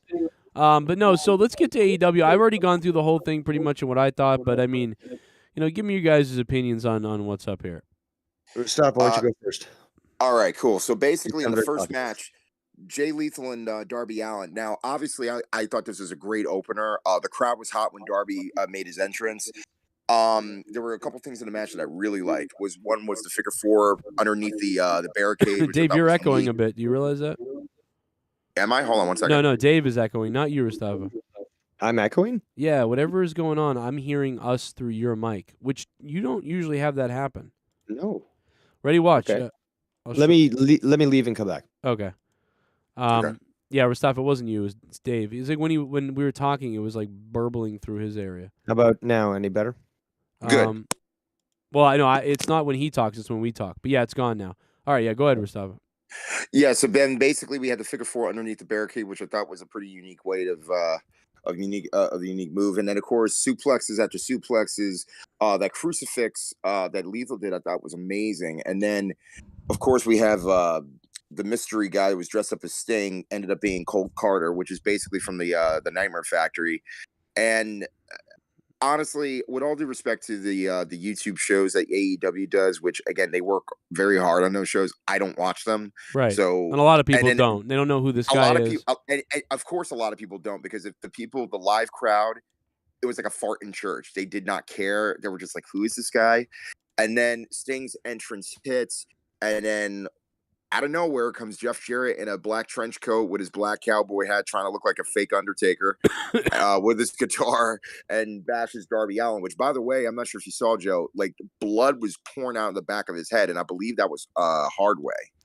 Yeah, I couldn't tell either, but yeah, it seemed like it might have been real. So, because the back of the wood might have stabbed his head or something. I hope it was real, and I hope it wasn't bad. It's always perfect, right? When you get a little cut that slices perfectly and it gives that effect, and it's not that bad. So it's probably real, and it's probably not too bad, hopefully. That's the best case. Hopefully it's not something serious. I mean, he could have cut himself, but I doubt it. Normally you don't cut the back of your head and then fall back. That's so. I mean, I just seem real to me. So, but also amazing. I loved that they had like this guy takes off the Sting mask and it's ridiculous. Nobody knows who he is, but it's like, okay, what was that about? Oh, now Sting, Even the now commentators Sting's coming out. Even the commentators were saying he didn't even have the proper Sting build. And I was just Yeah, like, because that was the point. That wasn't the point. The point was to swerve you a couple of times. It was like, okay, who's this? Oh, it's just that guy from the factory. Who cares? Oh, wait, really? Sting's really coming out. Oh shit. Oh no, wait, no. Jeff Jarrett's here. What the fuck? So there was all these little Jeff Jarrett came out, but yeah, so I like that. There was a yeah. bunch of little surprises building. Like, okay, who cares? What? Oh wait, Sting. No. Oh wait, Jarrett. So it's like they did three little swerves all together. Which I want to address this. I do want to address this because a lot of people in the chat are going, "Oh my god, this was a surprise." First of all, we had 3 surprises tonight, so it could have been either one of the 3, or if not all of them. Secondly, I'm going to let Dave take control on this. And again, did we expect or wanted Jeff Jarrett? Probably not. But what would you rather have, a Jeff Jarrett promo or a Bailey promo? Oh, yeah, Jeff Jarrett. And Jeff Jarrett should have said, and by the way, Tony Khan should have just said, there'll be some fun stuff Wednesday, not say there'll be surprises. He shouldn't have said Exactly. 30 minutes ago, Tony Khan announced that Jeff Jarrett is all elite because he's the AEW Director of Business Development. Oh. Now, I want to know what that title actually means, and what does that It means that there's something else that we can delegate from Tony Khan, and Tony can concentrate on certain things, and other stuff can be concentrated on those that will stump all these people bitching about, they didn't book properly. So basically, he's pretty much like the warlord or the landlord of the locker room, pretty much. Like, No, I don't behave, necessarily children. think that that's what it means. I just know that you put him in position where he's business development. There's certainly going to, and obviously the guy founded TNA. This guy he's got some knowledge in this. And again, if you can take more responsibilities away from Tony, it reduces the bitching. And, allows for a little bit more consistency. Yeah, plus also the fact that, I mean, with all due respect to Jarrett, and I know a lot of people, whether their opinion about him or not as a businessman, but again, as you said, experience. Somebody who's been around, somebody who, and even in the promo, it says 3 generations of Jarrett. He is definitely somebody you can trust, at least in a locker room setting, in the business side of things. Oh, wait, I'm sorry. Wait a second. We got Jeff Jarrett right here. Jeff Jarrett's here, everybody, on this show. Listen to this. Listen up, slap nuts. This is the king of the mountain. Wow, Jeff Jeff Jarrett, the founder and CEO of Global Force Wrestling, and you're listening to the Joe Cronin Show. Oh my God! Thank you, Jeff. What a throwback. Thank you. Sorry. That's all right, Dave. Any thoughts on this? Like I said, didn't expect Jarrett to come out. Obviously, this is an additional responsibility of his, I guess, amongst other things. Jericho just got his contract changed, and we know that he's doing more as well. It should be a good thing. I hope it is. Now, people were saying all over Twitter, and even Joe even alluded to this, people in the chat, saying, oh, are we watching TNA Part 2 and this and that? I don't find that at all. Honestly, my dick. Yeah, literally. I understand I get what they're saying, but it's not fully that. It's they are dramatic, is what it is. Yeah, it's a little overboard. I understand what they're saying though, but it's a little overboard. I know what you're saying. And again, the whole thing with Jeff Jarrett being here, look at it this way: the fact that was alluded to earlier, the fact that we have a guy in the dressing room, in the behind the scenes, that could definitely be beneficial to a lot of the younger talent who have barely any experience or none at all, especially being on national television on a weekly basis, is beneficial in the long run, not just short term. Yeah, will he be on TV here and there? Yeah. Will he wrestle maybe here and there? Probably. And you also have a guy in both benefits of that world to mold and help the younger talent come along and actually become viable talents in the future and become pillars of that company. So yeah, I believe Jeff Jarrett, was he a surprise in a sense of like, oh wow, I'm so glad he was there? No, but from a business standpoint, it makes sense. The next thing we had was the Jon Moxley promo, where basically he's just hyping up the match, and again, people were even saying like, oh, where's MJF? I'm like, bro, this is another reason why, again, you want him so badly. You want him to be on the program. And if he's not on the program, it makes you wonder. That's a good thing. Because, again, we already have the match set up in 2 weeks. We have 2 more Dynamites, I believe, until the next pay-per-view. So there's enough time to tell that story. Plus, also, he got his ass whooped last week. You don't think he's going to tape up his wounds? Yeah, I mean, again, it's simple. It's simple mathematics of, He's also talked about the fact when he did his promo, one of them the other day, where it's just like another reason why people want to see him is that you don't get to see him very often. But when you do, he's, doing things that people talk about. So he's an attraction. That's what he is. And if anything, he's the attraction. Right. And I'm not talking about toxic attraction, but he is the attraction of the business, and male or female. I don't get, I'll put it through any wrestler that, steps in right now. You try drawing the amount of heat, or you try drawing the amount of emotion out of a crowd the way he does, which we'll get to in a bit.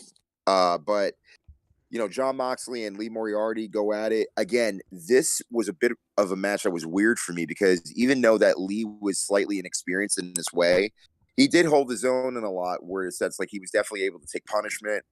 And, it was just basically almost like a minor squash match, in my opinion, but it was decent enough.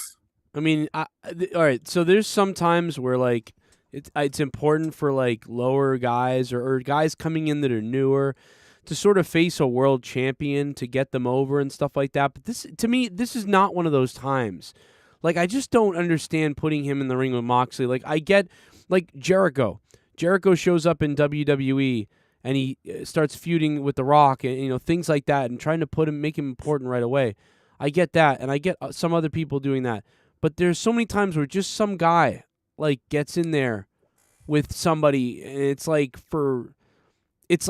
no. Like, what are you doing? Like, Yuta, Like they did that a little bit with Yuta, and it worked the best with him. But there's been a bunch of Yeah, I other was guys. gonna say because Yuta had has a different relationship with the crowd than who's the guy with Lance, Yeah. I believe his name is, right? Yeah, Yeah, and or Lee several. Moriarty. I'm sorry. Lee Moriarty and several other people. But yeah, they'll just put anybody out there. They'll put somebody who isn't yet over with the crowd, or doesn't yet have a response from the crowd, or isn't coming in hot from somewhere else.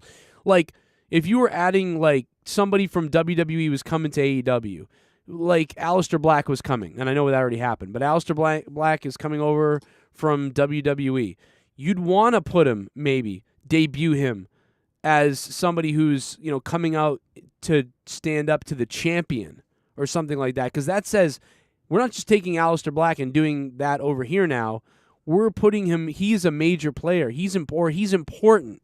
He feels important. Miro coming over would have been, but instead Miro showed up like, I'm the best man in an arcade.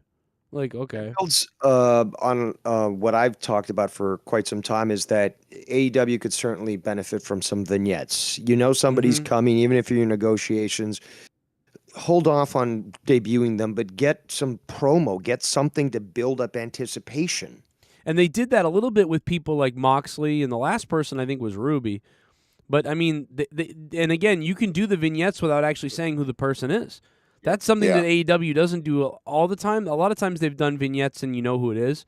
I think, what is it? Maybe Moxley was one of the ones where you didn't know who it was at first, although we all thought it was him. But also just to build storyline. So I mean, you've seen Darby Allin do some from some the weird haunted house or whatever. You've seen already a few people do that stuff. Why can't they just use that to start building at least some anticipation for this person premiering? Yeah. Yeah, I think it would be nice if they added a little more. They've done it well at times, but it's like, what AEW does a lot is they start doing something right and pretty good, but then they like forget how to do it, or they like stop doing it for whatever reason. Or they lose momentum. Yeah, in doing it. but then they stop, and then they don't really do it again, or they come back eventually. But it's like, just keep throwing those out there once in a while. Don't go overboard, and start giving it too much, because then it gets ridiculous. But hey, remember, go back to that every once in a while. Mix it up a bit, and that'd help them out if they did that. So Saraya sits down with Renee Paquette, and unfortunately, Britt Baker does not join the interview, which later on is alluded to. But basically, the question was, will Saraya wrestle in the ring? And basically, she alludes to, I got one more doctor that I need to consult, and alluding to most likely Britt Baker in probably an in-ring promo, which I think would be pretty much. I mean, do we think that we're going to see Saraya wrestle at Full Gear? I think so. I think they're teasing that. Yeah, seems likely. I mean, she's already gotten a little physical. Now they're bringing it up, and she's like, I got to check with one more doctor. I mean, this she's makes already. Certain organizations have come out and said that she's already cleared to fight. Right. So there you go. Right. So the probably most favorite segment of the night by most, and probably going to be the most highest rated segment, probably when the ratings come out, the Billy Gunn birthday bash. Let's break this down. First and foremost, come out to a great pop. And the rap was very basic, but again, it's just a birthday segment that eventually went into chaos. But obviously, for those that didn't watch last Friday, Billy Gunn's hands got injured by Swerve. So the whole purpose of this was, how is he going to celebrate his birthday if he can't do the whole Scissor Me gimmick? Then the presents come out. The first present were foam fingers. They're not middle fingers. They were scissored for a while. fingers. They've been trying to get that produced, and they finally got them. I wanted to buy those right away. I was like, hell yeah. In pink, no less, which I thought was hilarious. And just, and then he puts them on. And do you remember the commercial, Joe, the Burger King commercial where the homeboy had like tiny hands and he could barely hold the Oh Whopper? my God, yeah. That's what that reminded me of. And they figured out a way for him to scissor. I loved it.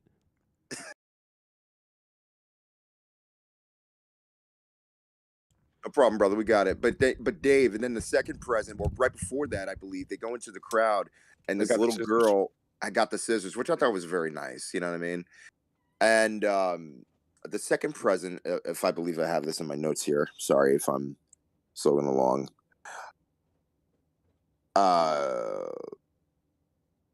Oh yeah, we got the scissors from the young fella. Oh, and then of course there was a trophy with William Daddy Ass Gunn.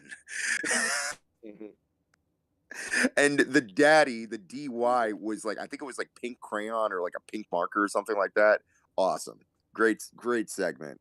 Next thing you know, the Acclaimed are interrupted by the Gun Club. The crowd starts chanting a-hole, or ass boys rather, and one thing leads to another, where W. Morrissey comes right from behind, gives Billy Gunn a big boot, starts laying waste to Acclaimed. The Gun Club comes down and starts beating up the Acclaimed, and then all of a sudden FTR makes their way to the ring and tries to put a beating on all of them, and they eventually took the titles into their hands. They're looking at them, staring at them, even though they're not the number one contenders. It gives them right back to the Acclaimed. Yeah, this segment was just awesome. Loved everything about it. Your thoughts? It was probably the best segment of the night. Obviously limited because it wasn't really a match, but they're setting things up, and Morrissey certainly is looking quite powerful. So I'm interested to see who they end up pitting him against. But there's also the contention of you've got Acclaimed and you've got FTR, the two big names, and the two that are holding the most prominent titles. How are they going to book this? What's going to happen with Swerve to Our Glory, or Swerve in Our Glory? Sorry, the name sucks anyways.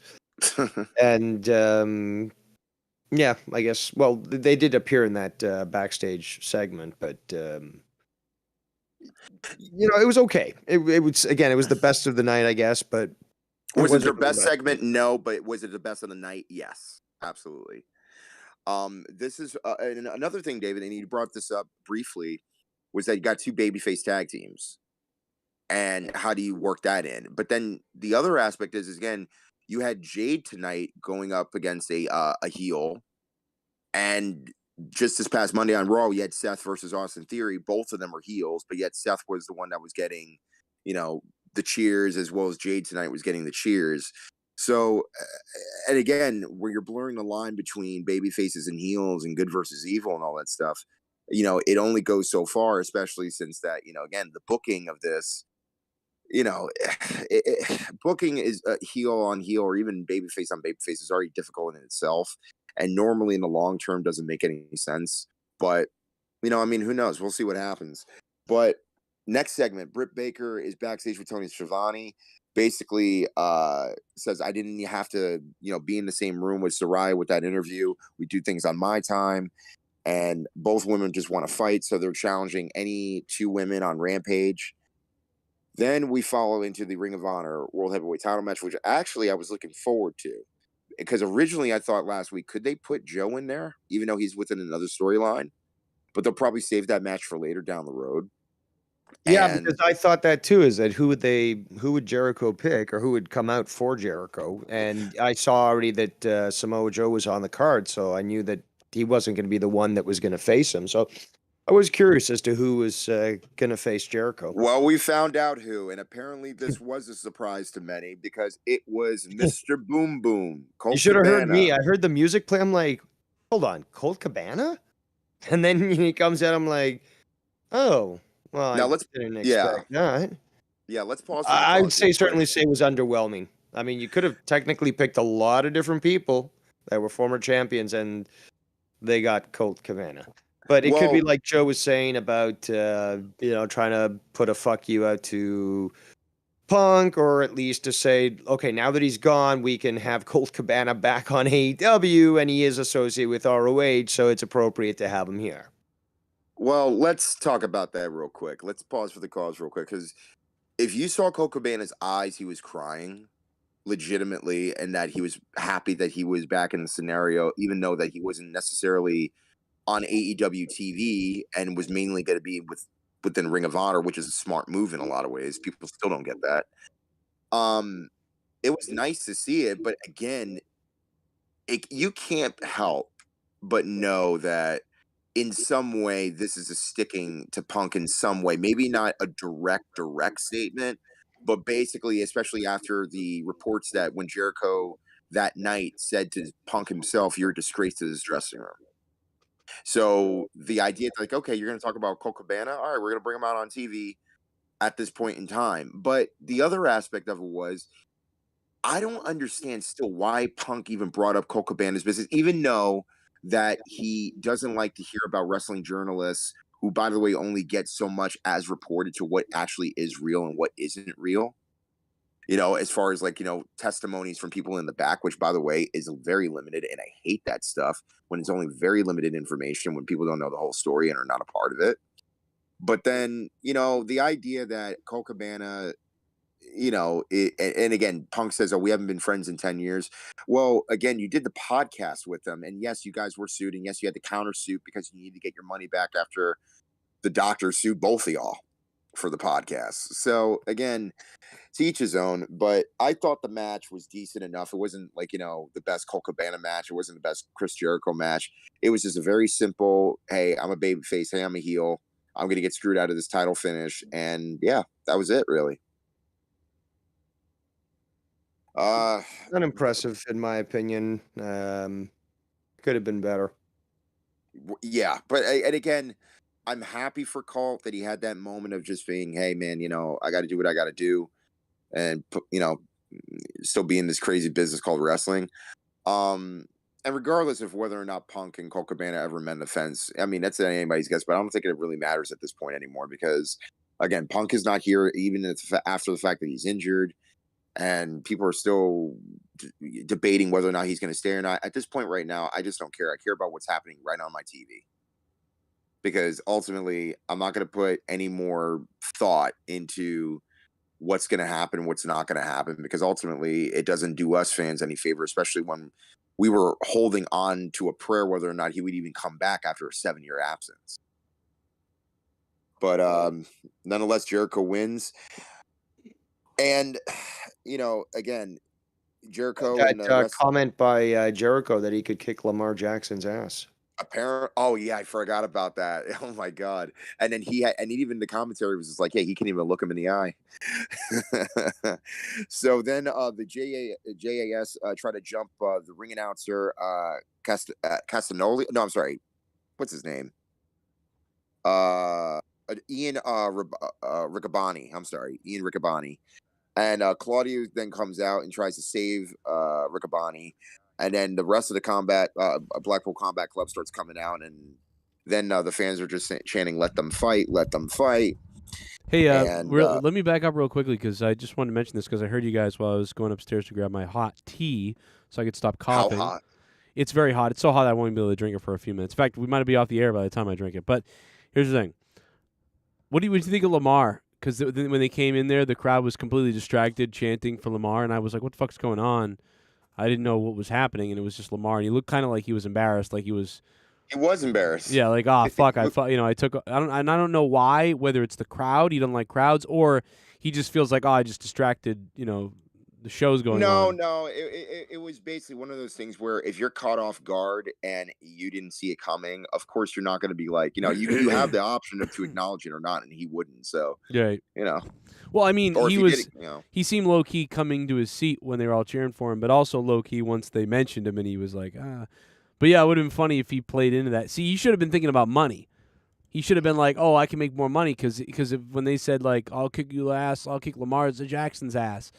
And then Lamar could have he could have stood up and been like, all right, something like that, or like, bring it, motherfucker, or something like that. And then it'd be like, ooh, maybe we do that. That would have been the normal thing to do. But again, the fact that you kind of see something like that is kind of refreshing. Well, I'm glad they didn't book that. I'm just saying, like, for him, he could have played into it a little bit, but he was like, nah, fuck this. That was funny. I'm not getting paid. If only Lamar. I'm not getting paid to look like a bad guy. I call him 75% Lamar because 75% of the night, like in a football game, Lamar Jackson's great. It's just that other 25% if you can only just fit it together. He was the Lamar Burton of the audience tonight, if you catch my drift. He was just, sitting there reading his his hand in the palms, reading his book. Ooh. But at any rate, so we got the triple threat match for the All-Atlantic title. We had Orange Cassidy, Ray Phoenix, and Luchasaurus. Okay, Orange Cassidy his character is growing in the sense of like, like he has this I don't care attitude. He brings a book bag to the ring and puts the title in the book bag. The fact that he even fit number one is hilarious. And the fact that he even did it overall is hilarious. You bring a book bag to Saudi Arabia. The other day he had his the title in a backpack. Did he? I didn't even recognize it. Oh wow, interesting. I think it was even featured on a poster. That is hilarious. I gotta look that up. We're gonna be mad about that. It's almost like dragging the belt down to the ring like Roman. No. Or even this fits his thing, Yeah, this it does. fine. It does. I mean, I'm glad he didn't he doesn't like drag the title. Like I can't remember the guy from New Japan, but he would do that. Rock did that with the Smoking Skull title back in the day. So, but yeah, the triple threat match I thought was good enough. It was basically two cruiserweights going up against Luchasaurus, who's like a super cruiserweight in the sense of his size. A lot of great athleticism here, and the focus was really in between the baby faces in this match and they're trying to beat down the heel. Eventually, Luchasaurus beats up Orange Cassidy all the way up towards the upper part of the ramp after choke slamming Ray Phoenix through a table with his left hand, his southpaw choke slam, if you will. And then out of nowhere, Jungle Boy comes running out with a steel chair and bashes Luchasaurus a couple times. Then tries to go after Christian. I'm glad you brought that up. I forgot about that. Didn't he jump on him on a table though first? Let's talk about this crossbody. He cross bodies him. And if you watch how the table splits, that table literally directed right on his temple. It smashed him right in the head, I saw that. Oh. I thought he was knocked out, and I was just like, bro, that's concussion city. Who would think you crossbody the other guy and then the table waffles you in the head? Like that, it knocks you out. He got up and slapped hands with the fans, but I guarantee his head was hurting him. I was worried he broke his teeth in it because that almost happened. He could have or the bridge of your nose, and you just you can't breathe at that point. Luchasaurus might have not been seriously injured, but he almost was if he wasn't, because that table snapped right at his head. Going towards the end of the match, Pac runs down to the ring and says, use this hammer. Ray Phoenix finally throws away the hammer in dramatic fashion, goes into the final finish of the match where the orange punch connects 1, 2, 3. And again, the story's continuing that, again, Pac is frustrated that Orange Cassidy can't be beaten, and then the fact that he took his title and that there's now friction within Death Triangle. So that's going to continue on. Shibata comes out, signs. Oh yeah, so Shibata, this one actually popped me. I totally forgot about this. So Shibata comes out, New Japan star, who also was at Forbidden Door and did a great job with a lot of the talent that he was wrestling with that night. And pretty much, I mean, we have it for, I believe, Rampage, if I'm not mistaken. We have Shibata taking on Orange Cassidy for the title. Does anyone? I mean, I don't know. It's going to be up to the match to be good. It will be good. See, okay, so some people do know who he is. Some people don't. There was holy shit chance when he came out. But it's stuff like that where I would appreciate a vignette to try to build something, to educate the casuals, to let people who don't know about this character something more. Well, I think we'll remember this was a surprise. And yeah, you could have maybe done a vignette maybe later in your show, maybe before the show, but that would have spoiled the surprise if it was before. So maybe they might do a little video package on Friday just to kind of up to speed date, with everybody, because he hasn't been on the AEW television for a couple months now. So maybe they will do that on Rampage. Who knows? So the TBS Championship, Jade Cargill's taking on Marina Shafir, and yeah, so they're basically doing the Rock Stone Cold Intercontinental title deal where Rock steals the title and is acting like he's the champion when he's not. And Vicky and Nyla come out and are on the microphone trying to do commentary. Yeah. One thing I want to quickly add, did anyone else notice, at least I heard it, is that when Nyla came out referencing Marina, they said Marina. Did you hear that? Yes. Okay. Yes, I did. You're not crazy. Marina. And I've heard, they're coworkers, so you'd No. think that she would know her name. well, no wonder the fans. I've heard the fans say her name wrong several times or different. Not wrong, but different. That I don't even know what it is anymore. And I'm like, what the is it? Is it Marina Shafir? Is it Morena Shafir? Yeah, I believe it's Marina Shafir. I believe that's what it is. Marina Shafir. Right, like Marina Sirtis from Star Trek. See, always ties into Star Trek for me. Yeah, and then eventually, Psycho-liberal, by the way. This match was nothing special, and at any rate, it was really short order. Jade picks up the win, still is undefeated, still is the I understand TBS how Joe champion. said that this was made just to get this thing done. I think they did do Shafir a disservice, but Yeah. you know, and it was a squash match. It could have gone a little longer, but whatever. Okay, let's just move on. Get the fucking story finally done with Nyla and Jade, and like just get you that know, done. again, Jesus, for so it's like for everybody to be in like for Jade and all the women in the AEW to start a fight on Twitter about how this match, you know, whatever, and you know, for even JD to get that mad about it and everybody to get so mad about it on Twitter. It's like, what, over this dumb match that isn't going to be anything? And, of course, it's going to be nothing. Why would you even be mad about this?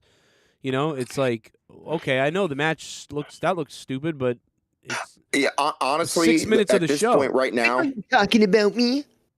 honestly, at this point right now, the NXT women's roster is just outperforming the AEW women's roster by a large margin. I would even dare say, with the exception of a few wrestlers on the main roster in WWE, like NXT women's roster is kicking ass. Who's And this working is behind the pathetic. scenes there Who's working behind the scenes in NXT with the women's division?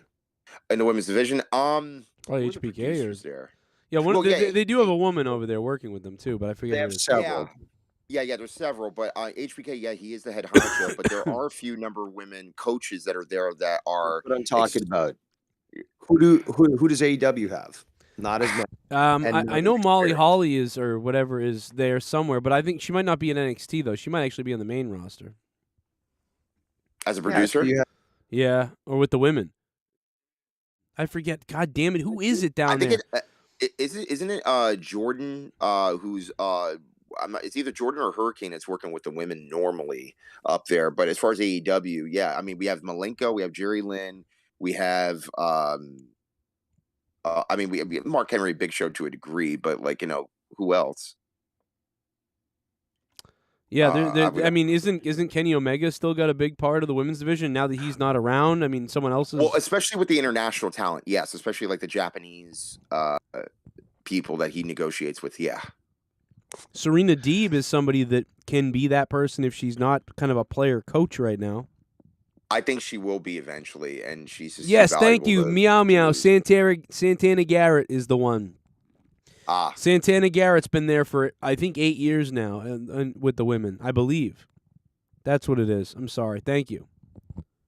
But still, though, the fact remains is this is like again, women's wrestling in America is. I mean, again, I'm not taking anything away from particular women that are actually holding it down and actually putting on great matches or trying their best with women with limited ability. But in my opinion, the NXT women's division is still probably the best in North America. But yeah, so the main event, Ring of Honor television title, Samoa Joe going up against Brian Cage. I mean, again, we already knew that this was just going to be a big guy versus big guy match. Both guys are different type of styles, but great as far as in ring work. I mean, dude, Samoa Joe was like what in his like mid 40s, and he's putting out. I mean, again, doing things like he did like back like 20 years ago is still insane.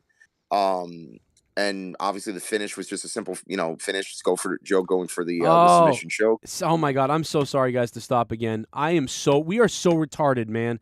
How many years have we talked about this, and we can't get this right? Sarah Del Rey. Sorry, I'm coughing up green stuff as we speak. Yeah, Yeah. So this final match, if a little lackluster, but it wasn't bad in the sense that they both can move really well. And like you're saying, Rustaf, Samoa Joe is still obviously incredible. And I'm always amazed at people like him,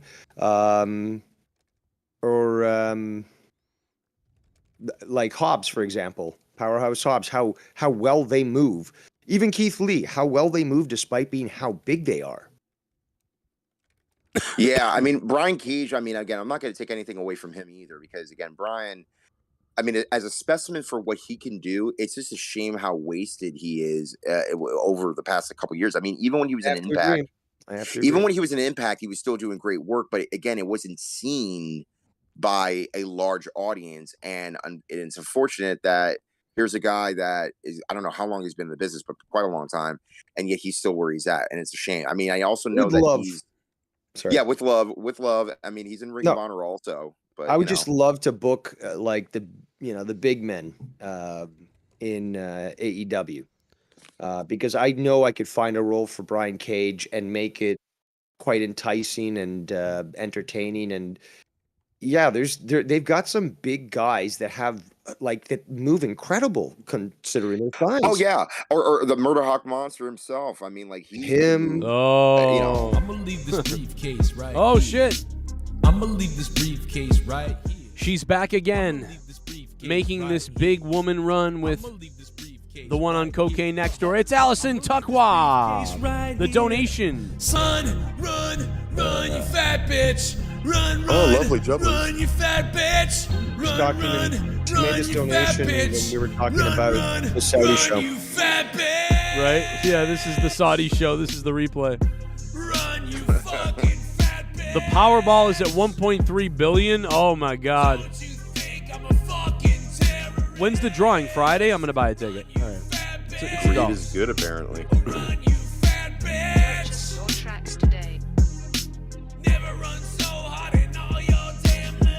You'll all be rich if I win. That's the good thing. Run, you fat bitch. So they're gonna go risk the lives anyway. Yes. You know why? Because every day is a risk. Everything you do is risk. And every day in the Middle East is a risk, isn't it? That's every day you wake up. Yeah, I mean, it used to be. It's that way in New York too. You know, you never know. Yeah, seriously. But Dude, yeah, after 9/11, it's been a risk ever since. So, like, you know, it's not. I don't. WWE. You raised a piece of shit. Your kid at school is a risk now. Joe Bishop has become a member. Thank you, Joe. All three of my kids are there. Thank you. Sorry.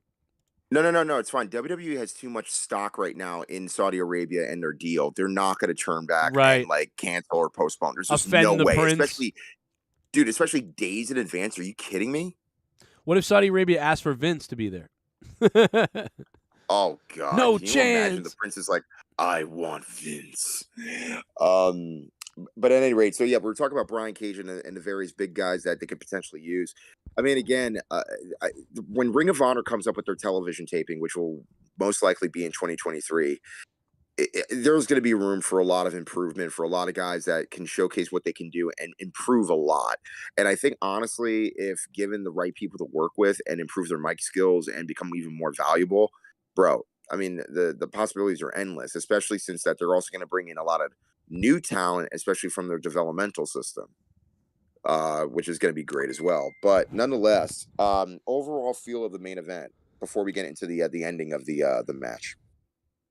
I mean, I thought it was all right. I just thought it was too. I didn't comprehend it quick enough. I didn't do well with it. I didn't think it was that great, but it wasn't the worst. It was pretty good, but it didn't have a lot of time, and the way it ended, you know. So I don't know. What did you think? Because I thought it was kind of like a 6 out of 10. Yeah, it was I don't want to call it average, but it was definitely a match that it wasn't bad, but it wasn't like the best to the point where it's like, oh my God, I'm looking forward to this as a rematch. It was about 8 minutes of wrestling and broken up by a commercial. Yeah, which by the way doesn't help. It's not going to get it done. So and again, it was just to get to that ending part, which the story afterwards. But it's fine. But again, I'd rather see those two guys open the show with 13 minutes. Yeah, Samoa Joe is getting heat on by the Gates of Agony. Then Wardlow comes out with his music theme and chases everybody out of the ring. Out of nowhere, Hobbs gives him a spine buster, takes the TNT title in his hand, and it fades to black. So apparently, are we going to get Hobbs and Wardlow at Full Gear? Yeah, it looks like it's continuing. Oh, God. No, there's 2 weeks till Full Gear, so we might see that next week. Maybe it is set up for something that's going to be going, but that's a good there's point. Still time. That's a good point. That could even be the leftover match, but I doubt it because Tony Khan wants that belt maybe on the pay-per-view, but But also it could be, remember, AEW does usually have 1 or 2 stories that don't end up taking place during the pay-per-view, because we always say, what the hell, why isn't this on the pay-per-view? And it happens the next Dynamite. So that could be that. Yeah, that's true too. That's true too. I just honestly, and I've even said this before, a number of times, where it's just like, if I'm going to buy a ticket to go to Full Gear, like, again, the undercard needs to support the main events that you're going to be having, because, again, it's like I could just easily watch it at home and still get the same satisfaction if I was there live. Yeah. Despite the fact you'll miss that crowd energy, which, again, you want to be there for the main events. But again, I want to be entertained by the majority of what's happening on that card. And also to see the fact of whether or not they're going to do a medium scrum again, which probably they will, but they'll have more parameters of, what not to do, how to conduct oneself, including talent as well as Tony. But yeah, overall tonight, I'm not agreeing with a lot of people saying that, oh my God, this is a 3 or 4 out of 10 show. Not even close. It still beat Raw. I'm going to give this show a solid 6 out of 10. All right, I get it. There's a lot of little things that happened that were nice enough. I'm more at 5.5, and I think that's being generous. Yeah.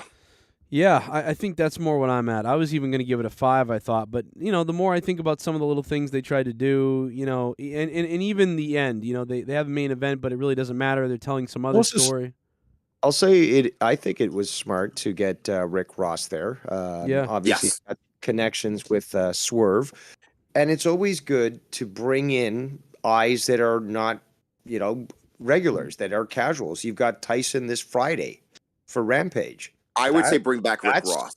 That's a big thing too, bringing him onto a Friday show, which usually has lesser views. I think that's it's smart. And plus, Tyson's been there before. So I mean, I would say bring back Rick Ross, just because, again, even though that, he got a great promo. I mean, Joe was talking about that. It's like, he got that promo than many. It's more than just a promo; it's his presence. Because the thing about even rappers or any type of musicians or whatever, if they believe what they say, it's going to come across tenfold to the audience. Because, okay, they may not be in the business, but if they have like this charisma and this intimidation, regardless of being a babyface or a heel, people are going to look forward to that more. And the fact that you got Rick Ross working with Strickland and Keith Lee, again, that helps a lot. And it also brings a great point that you can do this whenever. I mean, again, Rick Ross is a multi-millionaire going. But dude, Rick Ross could be anybody. That's the weird thing. It doesn't even really matter that he's a celebrity too much, right? I mean, a lot of us, we all recognize him and stuff like that. But the thing that's impressive to me about him is, even if he was just some fan that they were like, you know what, come on TV. No matter what he is, he's just good on TV. He's pretty good he's better than Keith Lee on TV. Yes. And that's the sad part. Isn't that so sad? Yeah. Like, you got a guy who has all the potential in the world in Keith Lee, not just with his athleticism, but even, dude, he could basically, so Jerry the King Lawler, he's not my favorite promo, but he was a great promo in the sense that he kept it simple and he kept it direct. Keith can do that with his banter, but the problem is, you can use big words, you can use this, or it's really the delivery. It's the charisma. And his delivery is not there at all. Yeah, he's a presence and stuff like that, but he doesn't have that charisma that really hits you. And Rick Ross tonight did. It felt like, man, make this guy the manager of the team, because I wanted to hear him. He was like, not tonight, and he was just commanding, and he was in charge of them, and he was and again, that's fun. A heel move. That's a heel move, and the best part about it is, that's like his first time ever on AEW, dude. Right, I think he's been on once, but yeah, he was very good. I'm seriously, he was really pretty good. I mean, there was one part where he did repeat his line like 3 times. He was trying to make sure it got over. Don't be negative, be positive. It was something else though. We'd have to play it, and maybe I'll find it tomorrow. Dude, he cuts a better promo than Tommy. No disrespect, but damn, it made more sense than that. Cuts a better promo than fucking maybe a quarter of the roster. I mean, so that's right there. Make that guy the host. I hope Shafir booked some classes with him. That's a good point. Right. the problem. But yeah, so Joe, what is your rating overall for the tonight's Yeah, I'll show? go 5.5. I'll Okay. match Dave with the 5.5. I only gave it a 6 mainly because of the little things like, the Jericho segment when he's like, putting down the rapper, and also Rick Ross with his promo. That's why I kind of gave it a 6. And it wasn't necessarily being generous. It was just because those are the things that probably popped me the most. Yeah. And by the way, real quick, I am getting out of here because I do get a jet. I planned on actually getting off the air 30 minutes ago, but I really wanted to get you guys' take on everything, and there was some donation bombs and stuff like that. Because tomorrow's my ultrasound. I'm going to find out if I'm having a baby in the morning, and it's early in the morning, and with me, I better get to bed. Don't taste the jelly, whatever you do. All right, I won't lick the jelly, and I'll let you guys know. I'll probably actually, once my ultrasound's done, I'll probably I'll be wired up, so I might even come on live right after it's over, and I'll tell you if there's anything weird or what's going on. But just also want to say, Darkest Realms, Dave, that was pretty good. Didn't catch all of it yet. The other day, Dave streamed a nice Darkest Realms.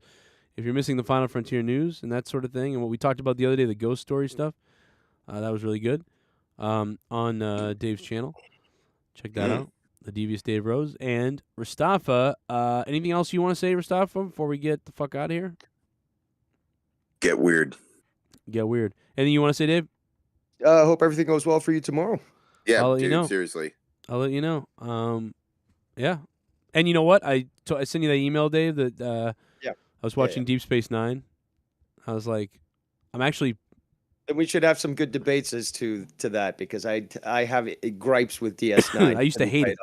I used to hate it. In fact, I still don't. It's still not my. It's my least. Still my least one, but I'm enjoying it finally for the first time. I mean, other than when it was on in the background back in the day, I used to like watching it in the background, but I never really got into it. I started watching it back, and now I really hate a lot of the characters. Yeah. Bashir was a fucking bastard. I hate it. And what's her name? Jadzia? Yeah. What a whore. Yeah. They're I don't know. Yeah, I don't really love the characters either.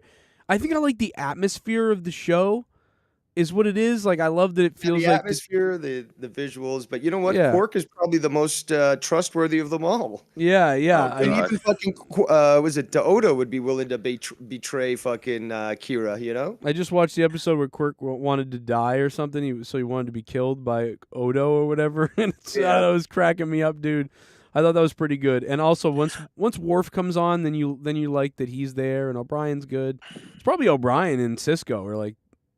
Oh no, his little fights with his wife. Oh my god, and that woman should have been put out in an airlock. Oh, you're right. Like, so that just started happening, and it's been kind of like, I'm like, really? What's up with that? Like, I don't really like that. You're right.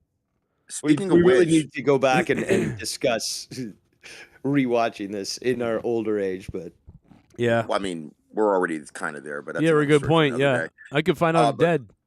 What's up for stuff? I was just gonna say, for the record, are we gonna do any predictions for Crown Jewel? I'm supposing that's going to depend on what happens with me tomorrow. Like I'm betting. I'm sure we will. I think probably Friday. I was gonna say probably Friday as well, just because Yeah.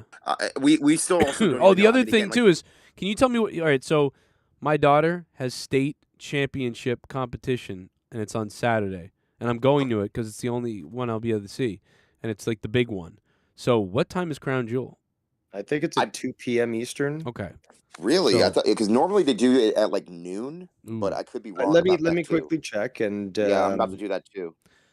So depending on that may hinder me a little bit. I'm not sure yet, but 12. Okay, so you are correct, Mustafa. 12 p.m. Eastern time. Yeah. Which normally is about a 4-hour show, so hopefully we can. So you muster can have the that on your courage. phone. Well, yeah. I mean, you can get on my phone, you can get on my laptop, get in anywhere really. No, but Joe, while watching the competitions, could be also. yeah, I could have it on the phone. that on the phone. I think it will be over by 11. We don't know yet. Actually, Leah just texted me and said we don't know yet. So yeah, I don't know. I really don't know what's happening. But I'm not going to miss her. It's her last thing, and it's the state competition. So No, that's fine. We'll I mean, again, we'll also be your eyes and ears as well watching the show. Hopefully, I'll catch it though. I might catch all of it. It might be fine, but it could be tuning in just because I'm, hopeful we might see a missile drop through the to the atmosphere. Oh boy! And it'll fail to detonate, and then everyone will point and laugh, and laugh at Iran. It'll basically be like that rocket, like a little rocket that tries to blow off at a music concert, but it just doesn't. It's just like a fart. It fizzles, yeah. That's the thing that sets off World War III is Crown Jewel. Imagine that. Oh my God. Well, then we deserve it then, right? Because if it's gonna be over that, but good night, guys. Thanks for being here, man. No worries. No problem. Have a good one, guys. Later. Feel better. All right, we'll see. We'll see tomorrow how better I feel when I go for my ultrasound to find out. I definitely have a sinus infection. I mean, that's going on too. You know what I mean? Something real is going on in the belly, and then on top of that, I'm snotting out green shit. So I definitely have some kind of infection, viral infection. On top of that, so that's there's a multitude of things going on, but hopefully tomorrow I'll figure this out. Maybe I'll even swing by the fucking Minute Clinic to see if I have an ear infection. I think I'm coming out of it though. I'm coming out of it because my head feels better, my throat feels better, everything feels better. I'm just hacking up the green stuff. It's coming up like so that could be some sort of infection. Maybe the infection, moved a little bit downwards into the organs. I don't know, and maybe that's causing an inflammation. I don't know. I'm not a fucking doctor, but something weird is definitely going on. Let's go out to Robert Frank. He donated $99 earlier, but thank you to the Ghost from the Coast who topped him by a cent. The Ghost from the Coast with $100 bomb, which will definitely help out paying my ultrasound bill since I have no insurance. Fuck. I hate myself. Misogynistic, that seems to be the trending term the past couple of weeks, but I'm just keeping it real with this observation. There is a subset of chicks out there that genuinely are uncomfortable when they are stared at in the gym by guys. They're gawked at, they're drooled over, they don't like it. But they're also the ones who don't leave very little to be desired with their gym attire. Then there's these fake outrage chicks that go on Twitter and Instagram and say, I hate when guys stare at me at the gym. Maybe it's the lime green leggings that you have on that we can see from a mile away. Maybe it's the fluorescent yellow leggings that you have hiked up right under your rack that gives you the biggest energy known to man. Maybe that has something to do with it. Or maybe the shorts that you bought in the midsection that has the bottom of your butt cheeks hanging out. You're not doing it for comfort. It's like guys that wear stringers in the gym. We don't wear stringers because it's hot. We don't wear stringers because we can see our muscles moving up and down or it's comfortable. We wear stringers to say, look at my body and how hard I work to build it.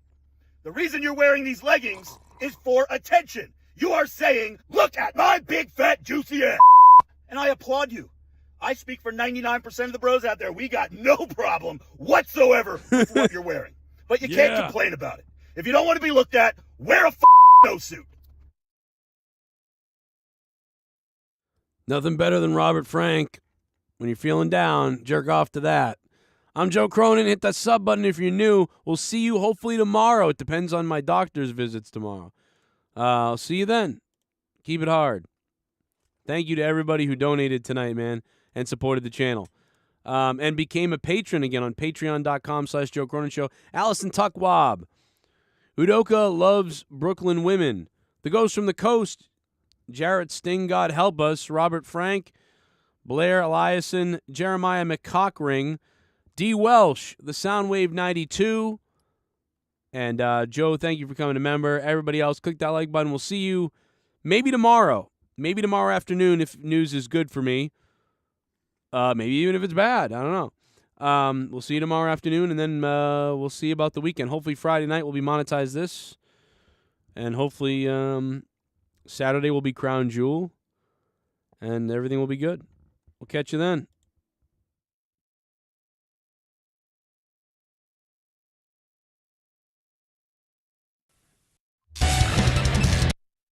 Listen up, slapnuts.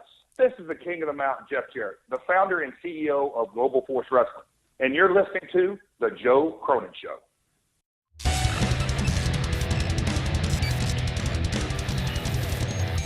You're listening to The Joe Cronin Show.